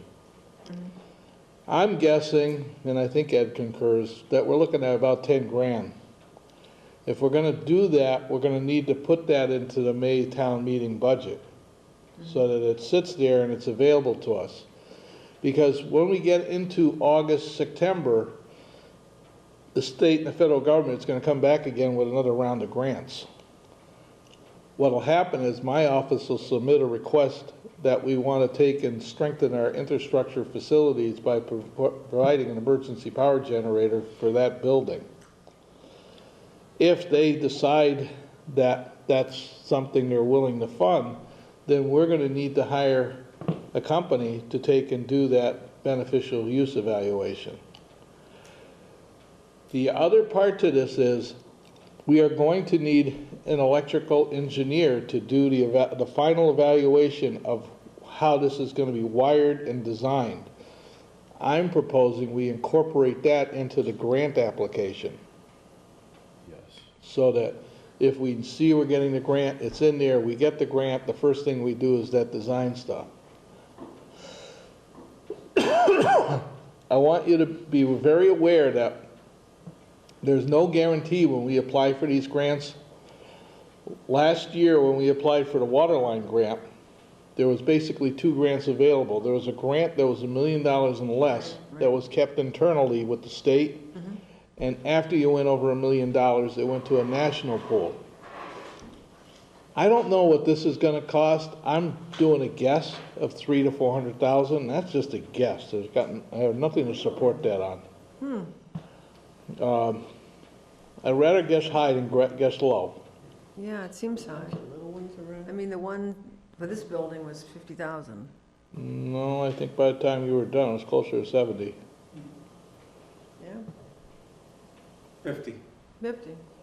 You got 60. What'd you do to your 10 grand? It's sitting there. Uh-huh. Put that on the book, Matt. Well, at any rate, But anyways, we want something that's workable, yeah. appealable, Yeah. and I mean, there's never a guarantee you're going to get these grants. The good way of looking at it is, right now, I cost you nothing to do this. Elm Electric's doing this for free also. So we'll have some numbers to work with. We go to town meeting, we allocate the $10,000. If we don't get the grant, we don't spend that money. And we keep going for the grant every year. We could do that, or we could look and see if the town wants to spend it. I mean, there's other options. That's one advantage, once you've gone through all this work, is that information sits there, you're ready to go for a grant, you can always leave it on a capital request too, but you're not all of a sudden rushing to get the information for the grant. You might have to update some costs. Yeah. I mean, if you look at this is really going to be a 2-year process by the time you actually see somebody actually do some work. I like this, Right, but I yes. think this is an important project. Yeah, I think it is. I think it's very important. I mean, we're seeing so much weather, and I mean, it's just. Isn't it unbelievable? Yeah. Yeah. I mean, really. Can I speak to you a little bit about the tree warden? Have you given them an update on the tree warden? I forgot to do it in my report tonight, so you can. Okay. I've been working hand in hand with the tree warden because every time there's a power outage, it seems like the emergency manager and the tree warden become best of friends. Yes, I noticed that. And we went around town, and I'll tell you right now, he's wiped out his budget. I don't know if the invoices have come in yet, They haven't. but Well, I'm he's, sure that he has. he's down to zero. We're gonna need to pump in at least another 10 grand at the next special town meeting, so he has some money to work with. Because there's a lot more trees that need to come Well, down. isn't Eversource taking down like They're taking down hundreds and hundreds of trees? over 900 trees, Right. and that's fine, except they're taking the trees down that they see are potential hazards to the wires of the utility company. We're taking trees down that we see are potential hazard to the roadways and residents of the town. There's a difference Oh, yeah, in some of this. And because we haven't been very aggressive with this for a number of years, there's a lot of trees that need to be taken down. That's for sure. So, and I mean, the guy volunteers his time, he does a good job, but the reality is I pretty much forced him to get rid of his budget this last couple of times around just because of what was happening. And we still have another list of, another $10,000 worth of trees to come down.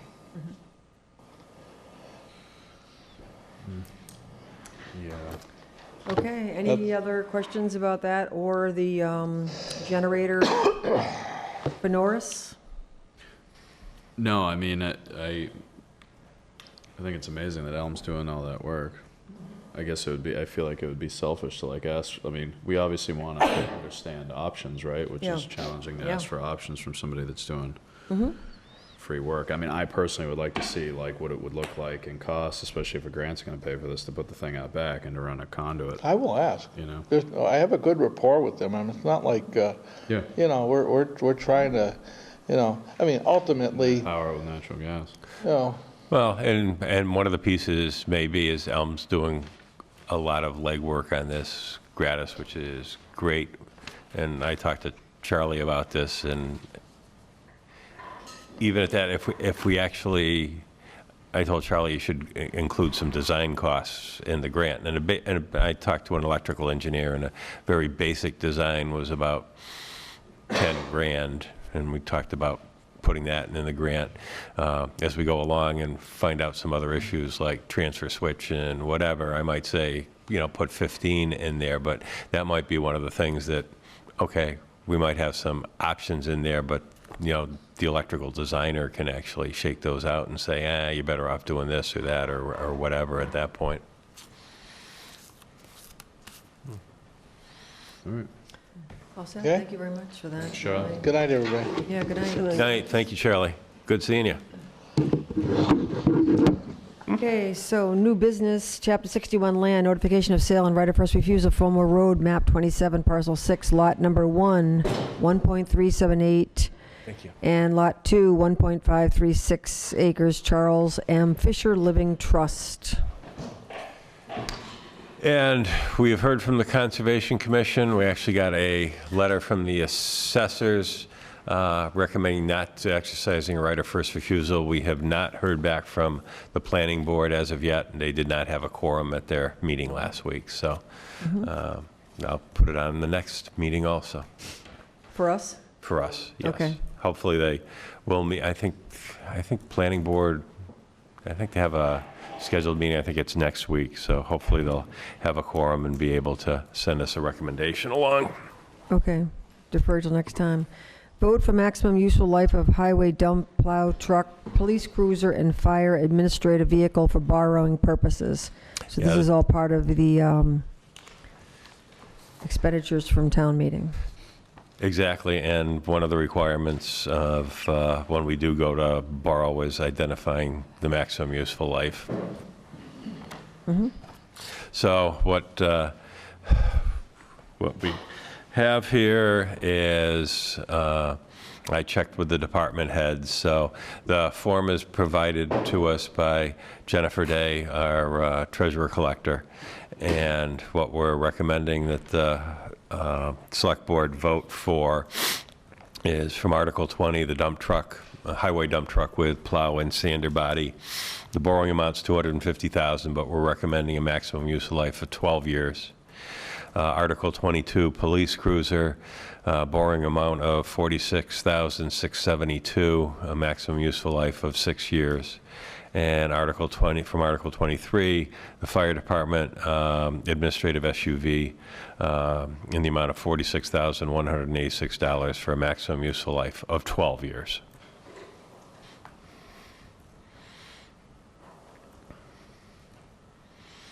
This is what we're voting? We're voting on the number of years? You're voting on, yes, the maximum useful life.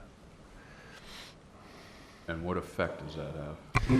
Basically, the effect is that you cannot borrow for more than the maximum useful life, number one. Number two, if you're bonding, is the bond rating companies will look at, okay, if you have a maximum useful life for something for, say, 10 years and you borrow for 10 years, or maximum useful life of 25 years and you borrow for the 25 years consistently, versus saying borrowing for half that amount, they look at communities that don't consistently borrow for the maximum useful life but pay it off sooner as a positive on your bond rating.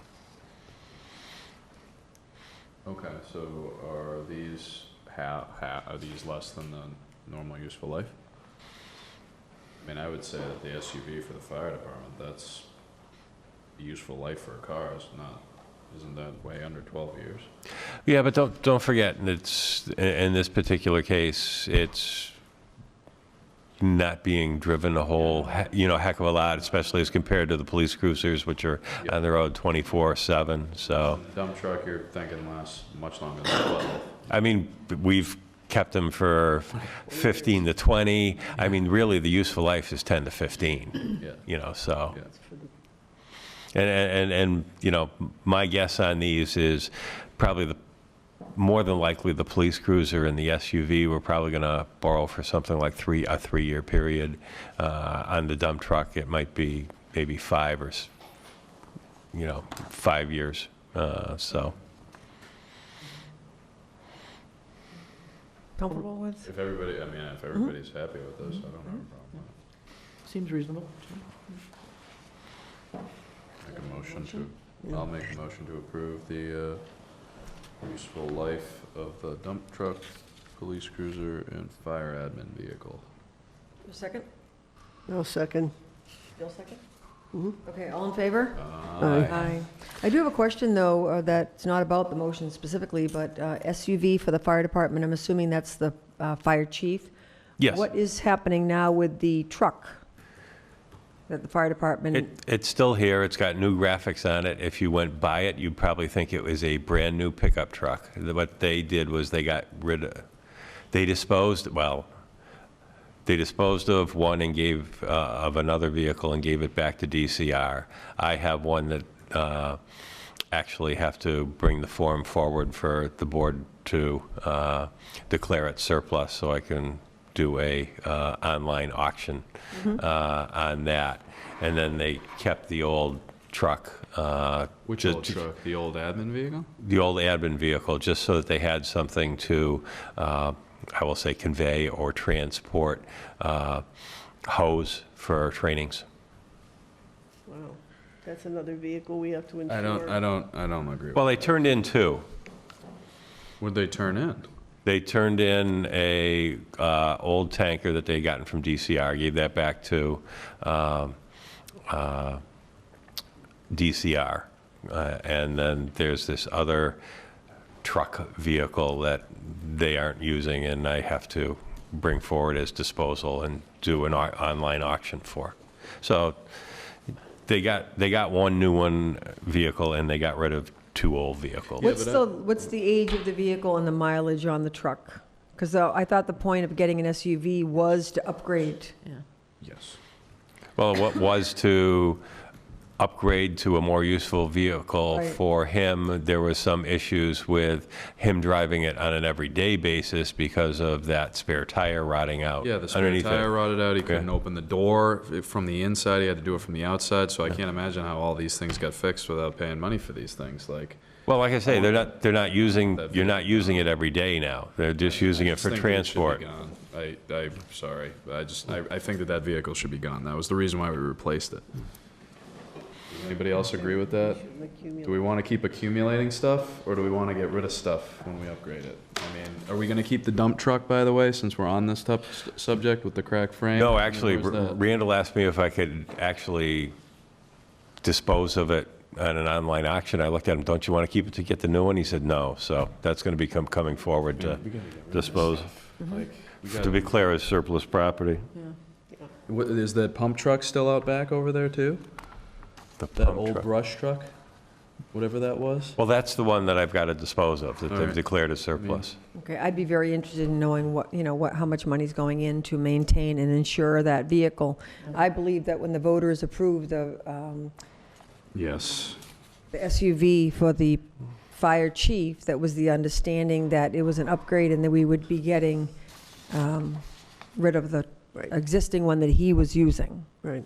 I mean, I'd like to just make a regular recommendation here that, like, when we're doing these types of things, like, I understand that we totaled the police cruiser, so that doesn't factor in here, but when we do these, can we write these things in such a way that actually requires that to happen? Meaning, like, if we're upgrading a police cruiser, then the old police cruiser goes out, like, it's gone.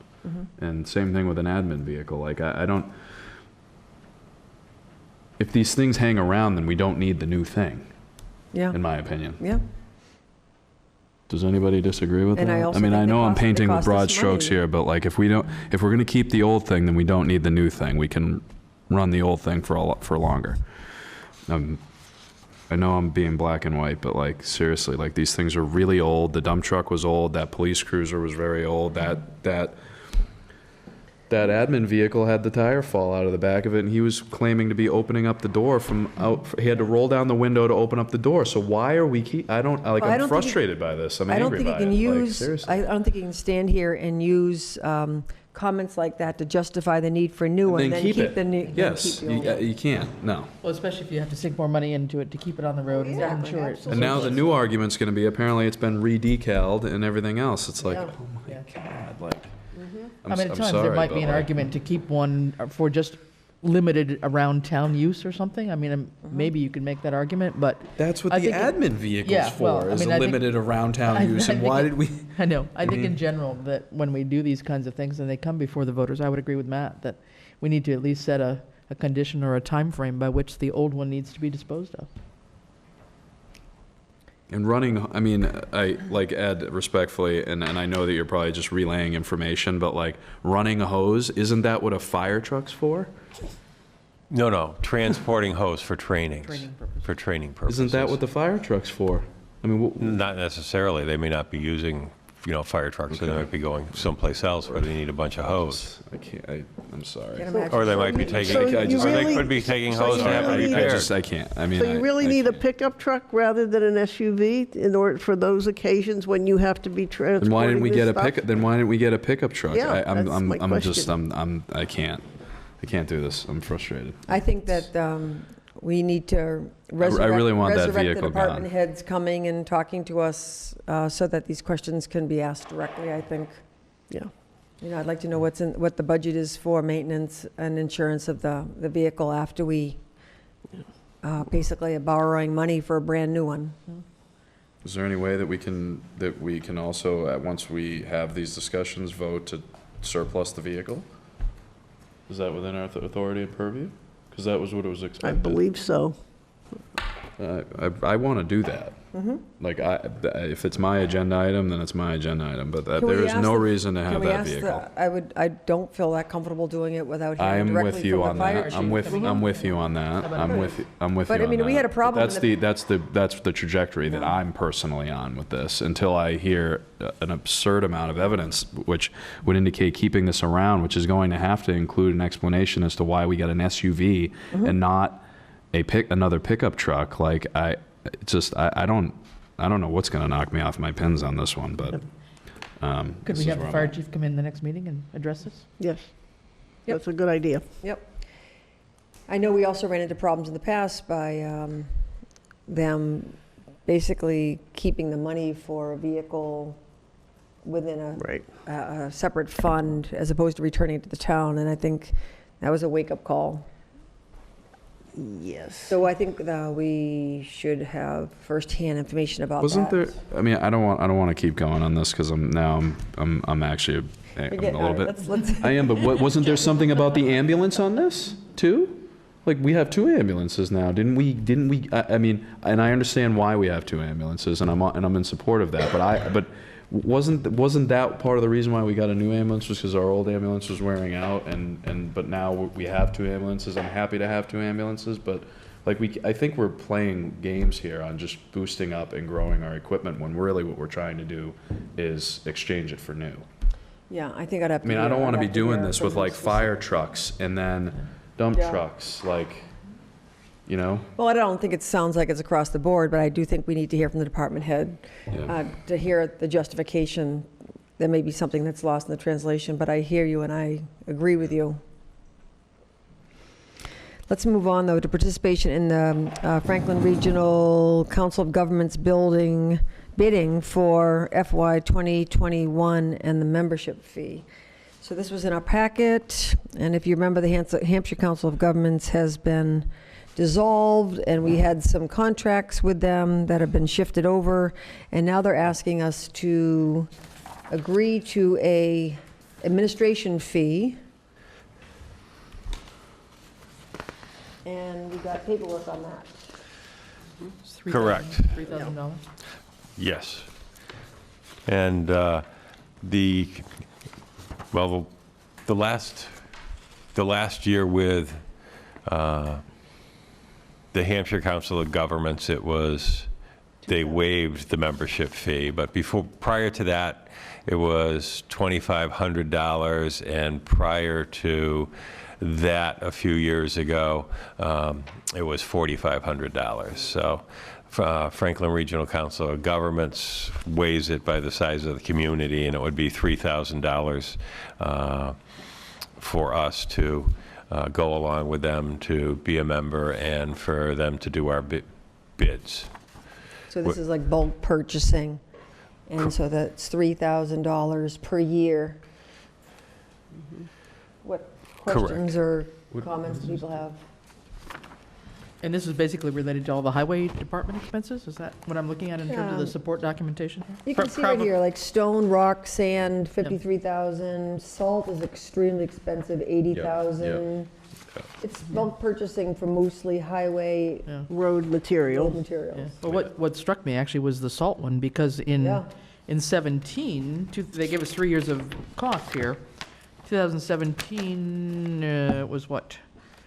92,000, and then in 2018, it must have been a very bad year. It was 141,000, Yeah. and then last year it went down to 79,000. So it's just a curious amount of salt. I mean, about double or half last year compared to the year before. Well, you've got a couple of things that work. Number one is, what's the winter like? Right. And you can use a heck of a lot more. And I'm trying to remember, it was a few years back, and I probably won't remember which particular year, but salt was extremely scarce, and you couldn't find it, and the price went through the roof. Almost been 141,000, yeah. It could be, so. But it'd be both our town accountant, Vicky Morrows, and my recommendation to go along with this. We both feel that to be part of a regional bidding process like this is actually going to save the highway department more than $3,000 a year to do it this way. Yeah. And the admin, they're saying in their letter, is less than what we were being charged under HCOG, but they did they say what it is? It says it's less than, it's 1.4% less. So I'm trying to see what it is. Well, is that the figure on the right? Yes. Like the first year was 2373, but then it jumped up to 9,000, then the following year it was 8,000. So will those be removed in favor of admin 3,000 charge, or is this going to be above and beyond that? I think it's beyond it. Am I right? So we're just paying Correct. 3,000 to be In it. in it, Yes. And then you Right. pay an admin And fee you on pay top of just that. like like we, 4%. yeah, just like we did with HCOG. And so the actual The costs that they're presenting for prices FY19 1.4% covers us from July less. 18 to June of 2019, and it's only $169,000. That's quite a substantial reduction from the previous years, but a lot of that means then certain things weren't priorities or didn't get done then, I guess, because the big change there is no real money for the hot mix asphalt or line painting, which had been a Well- priority in previous years. Well, it obviously, just so, yeah. depends on what we bid for that particular year. Yeah, but in terms of the projects that are Project. before the highway department, I'm Correct. saying, yeah. Correct. So, I And mean- some of them would have been state projects, right? So we wouldn't have paid. Well, maybe. Right. Okay. No, it's just a Yeah. huge difference between 18 and 19. I mean, 19 was a very lean year Yeah. in terms of not much expenditure at all comparatively. All right, so to be clear, we pay $3,000 per year to be part of this bulk purchasing, but we're still going to end up paying 1.4% on any charges for any supplies. And the $3,000 we're being asked to pay compares in what way to what we're paying for the Hampshire Council of Governments? He said 2,500. It was 2,500? So That's we're what he paying- said. And well, they waived it last year. The year before that was Right. 2,500. Right. Correct. And I think if it we're wasn't the paying year additional- before that, it was 2 years before that. Right. It was 4,500. But Then they went out what of business. Hampshire Council of Governments started to doing when communities were starting to balk and back out was they started reducing that to keep communities Yeah. in it. And then, like I say, the last year before they went out, it was zero. Okay.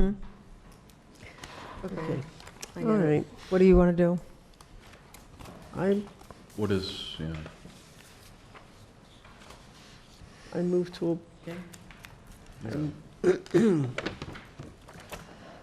You move to approve what? I move to approve the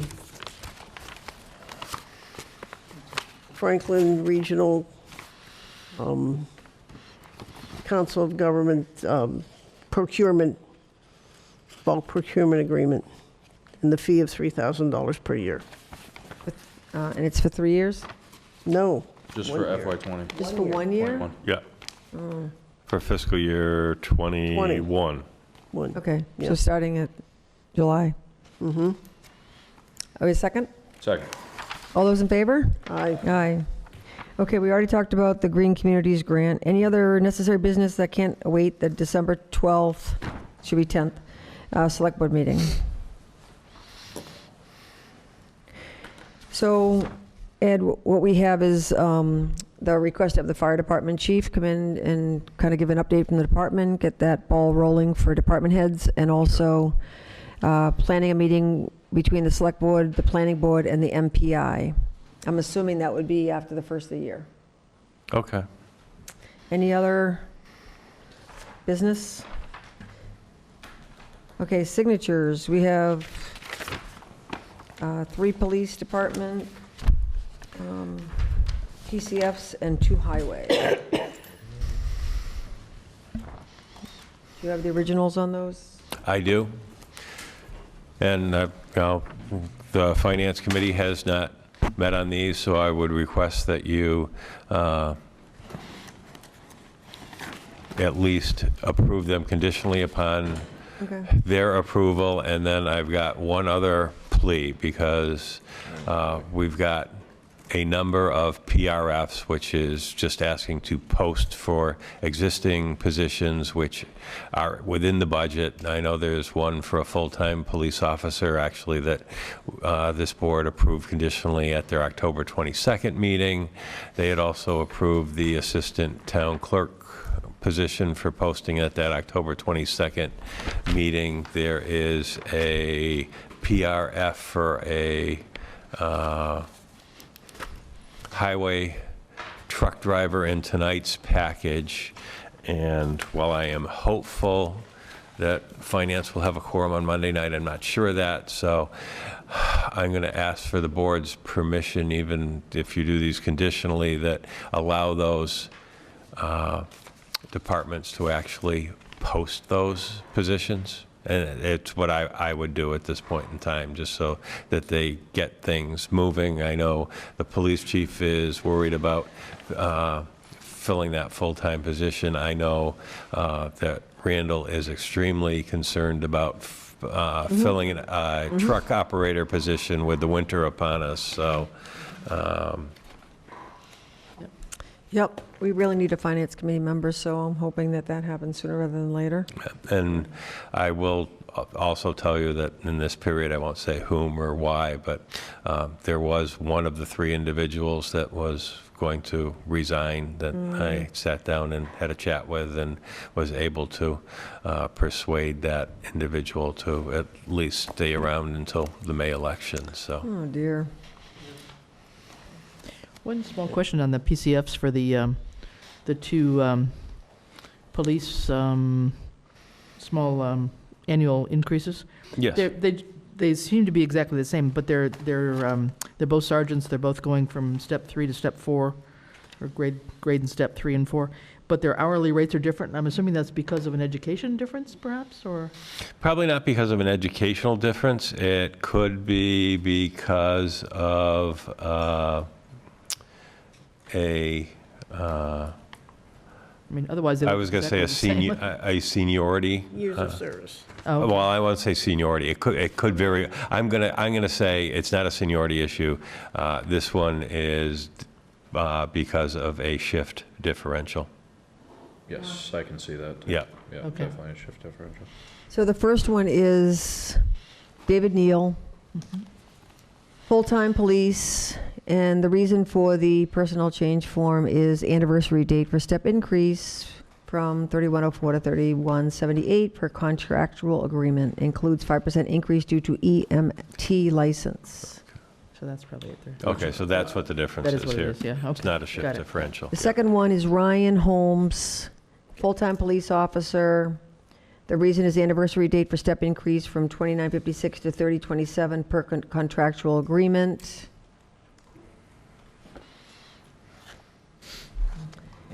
And then we have a resignation, Eric Slattery from the Highway Department. Correct. 2 weeks' notice, requested use of vacation time for the last 2 weeks, approved by department head, town accountant, and PQB. There's also a listing of the benefits for him, and a copy of the resignation letter. There is a personnel request form for a truck driver, heavy equipment operator from the Highway Department. It's to replace Eric Slattery and his resignation. They're looking to do that ASAP, 40 hours a week, funded through General Fund Grant and Enterprise Fund.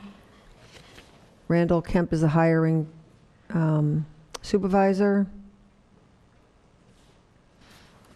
Pay salary scales $17.99 to $21.92 per hour, 40 hours a week. And there's a job posting that is prepared, full-time with benefits, a valid commercial driver's license, CDLA or B with air brakes. Again, Randall Kemp, hoping to post that with a job description attached. And then the last one is Melissa Roberts Cody. And this is a personnel change form from Police Communications. It's part-time. I have some questions about this one, about the number of hours. It says varied based on part-time status. And it was posted because of anticipated departure of Kelly Bannister. And There are no hours listed. number of bi-weekly hours, it says 0. So my question is the hours, because we ran into a little bit of trouble with having PCFs that don't say part-time, no benefits, anticipated hours, even a range that is less than 19. I don't see any hours on here. If it said up to so many hours, yeah. Yeah, number of biweekly hours varies, position dispatcher. Present status is 0 because she currently isn't employed with them. Yeah, it says Melissa was a previous employee of the communications department as a dispatcher. And this is,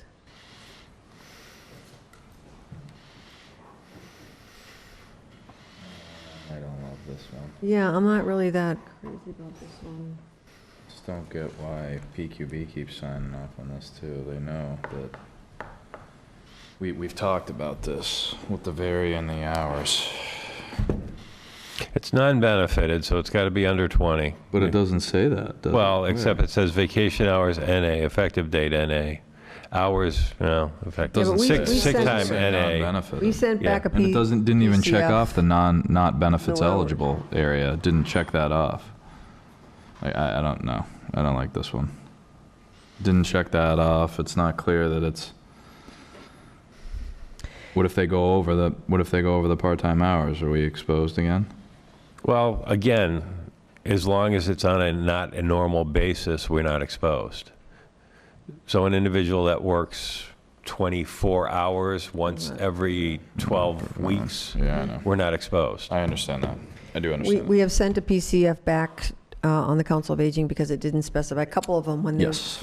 because it didn't specify less than 19 hours, no Non-benefit, benefits. No benefits. I agree. And we just ran into a couple different scenarios that forced us to offer benefits because the people consistently exceeded Yes. 19 hours a week. So I would feel much I mean, better. I'm fine with it saying varies, but say varies but less than But 19. less than. But less Yeah. than 19. And non-benefited. And then check the non-benefit box. Yes. So, okay, so that's the Melissa Roberts Cody All right, dispatcher. what would you like to do with these? I think that's the last one, isn't it? Well, and I think one other thing though, on the highway one, if you said it, I missed it, but apparently we owe him some vacation hours and insurance refund. That, Yeah. Yeah, for the truck driver. Yeah, What's that? Signatures, the second piece you talked about. yeah, we, did, yes. Yeah. Yep, 199.96.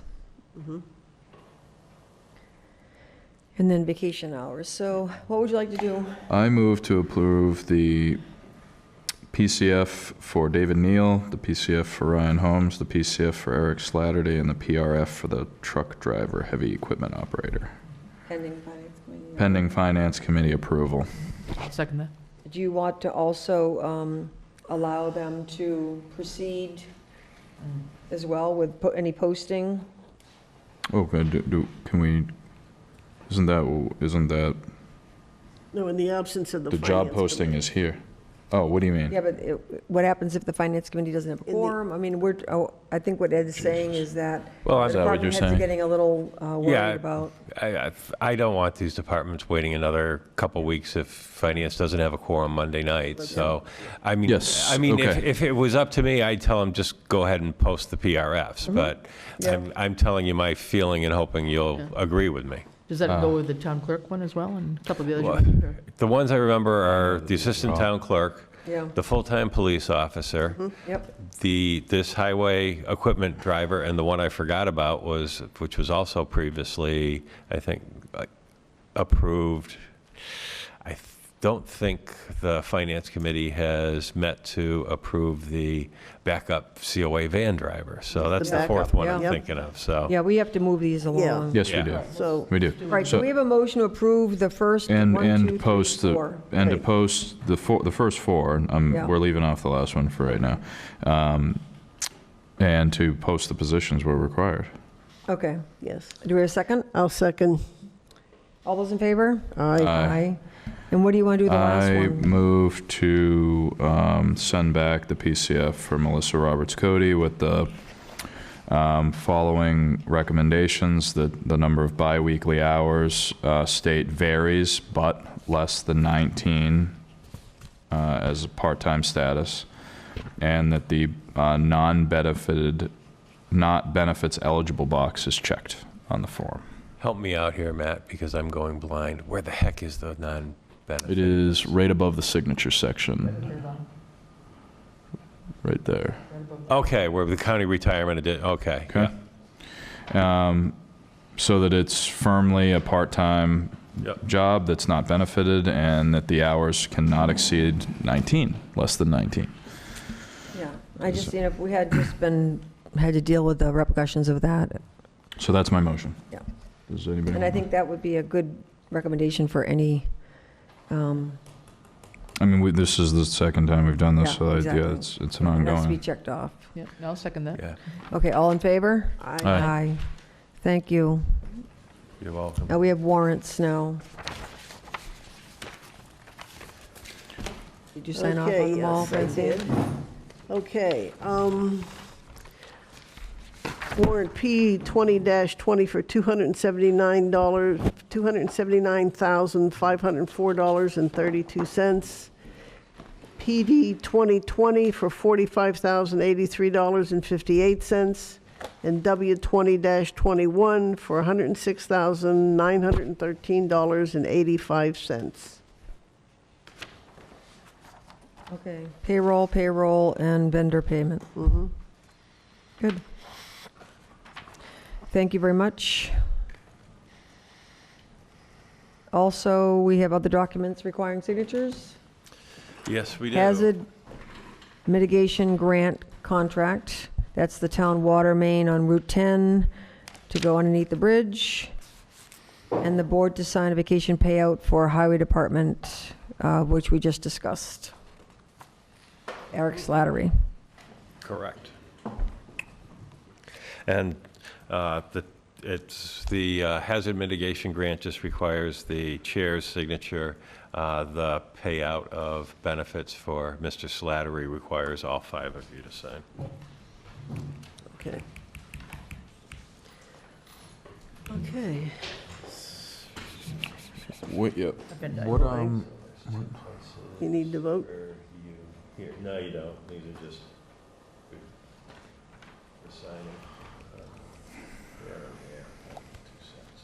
This is the hazard mitigation? This is the hazard mitigation. I thought I already signed all these. That's, well, no, that one was last week for the Mass Works. Oh, right, East Street. And that was the one that I originally had put in the package by mistake. We're signing this even though we didn't approve it. Oh, right. Because I seem to have so many Okay. grant contracts sitting. I'm on good my for desk that. lately. Well, That's a different. It's a great, I'm coming. Signing something that we haven't officially approved yet. It's okay. It's 10 o'clock. And we're gonna approve it, apparently. No, Huh? just saying, we're signing something we haven't approved yet. well, that's. So Ed doesn't have to get up again. Well, no, you actually theoretically approved it when you accepted his resignation. True, then why is it, Yes. then Just approving and then paying out On the are two agenda. very Yeah, different but it's under things. other documents requiring signatures. Ah, It's not under an action item. there you go. There you go. I love it. So organized. So organized, Ed. Sometimes, yes. Is everything we signed? Yeah, we did, apparently. Okay, yes. We did on the yes. PCF. Yeah, in the action items. All This right, is just a formality. I'm getting there. Next is minutes. Right? Yep. Yeah. Can't We have even minutes see. of June 25th and August 6th. And, let's see here somewhere.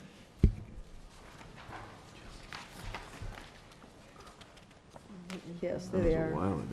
Yep, June 25th. Very detailed minutes here. One busy meeting. Yeah, it was a very busy meeting. I apparently was late. Not sure why, but I was.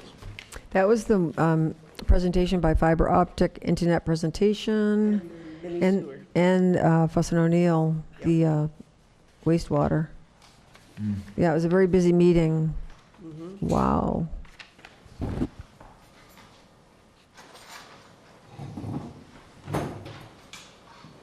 Wow. Good night, Tammy. Night, Tammy. Yeah. Happy Thanksgiving. All right, Okay. I move to approve. Yes. Do it. You did. Stereo. That was in stereo. Go ahead, Matt. No, go ahead. I'll second. Oh, come on. Oh, Chris, you do it. We've reached our limit. Reached our limit. Would I'll do somebody it. do it, I'll do please? it. I move to approve June 25th, 2019. I'll second it. All those in favor? Aye. And then the second set is actually, thankfully, a little bit shorter, Tuesday, the 6th. And let's see. It's This still was about pretty the community busy. host agreement one especially. That was the big event that. Yeah, that's right. Right.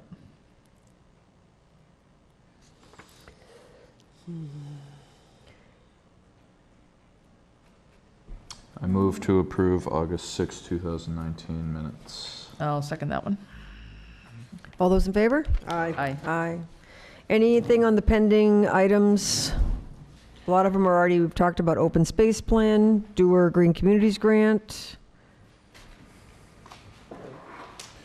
So do we want to at least make some, like, I feel compelled to figure out a way to move forward on some of these, and I realize we're having them at our meeting, but do we at all want to discuss, Oh, like, the wrong date? and maybe ask Ed, because maybe he already knows the answer to this, how do we prioritize the things from the master plan?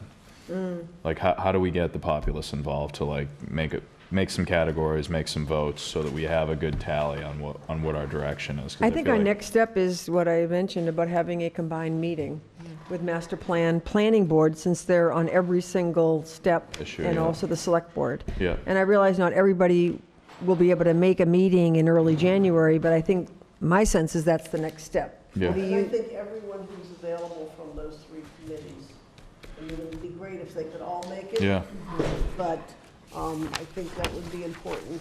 And the other thing, if I have, I believe this, I'm not sure, but once we take that step, I do think that the planning committee has someone, a consultant that they work with Right. from PVPC who might help us take this next step in terms of, Prioritizing? well, not just prioritizing, but how do we get the input from residents and what instruments do Okay. we use and how do we Great. construct it and all of that, so.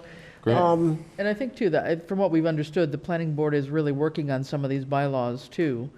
You know, some of their work is involving that, and so to get a more clear update about what's already in progress, and you know, maybe we don't have such a big lift on certain items that might be easier to tackle, but I think a joint meeting would be great to kind of narrow that down first, and then I do agree that we have to get the residents involved in terms of expressing their views and updating what the priorities are. Yes. Okay, hopefully that one of the upcoming meetings we can propose a date. The planning board usually meets on Wednesday, right? First and third. And we usually meet on Tuesday, and MPI usually meets on Mondays, It's a so, Monday. yeah. Hopefully we can come up with a date in early January or sometime in January to kind of have an initial prioritization discussion, and hopefully come up with a plan for getting public Input. input. Okay, so, did you want to say anything about the pending items, anybody?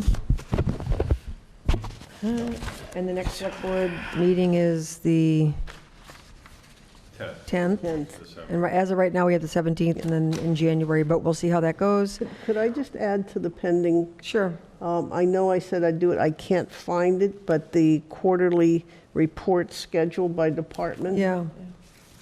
So that we could kind of catch up here.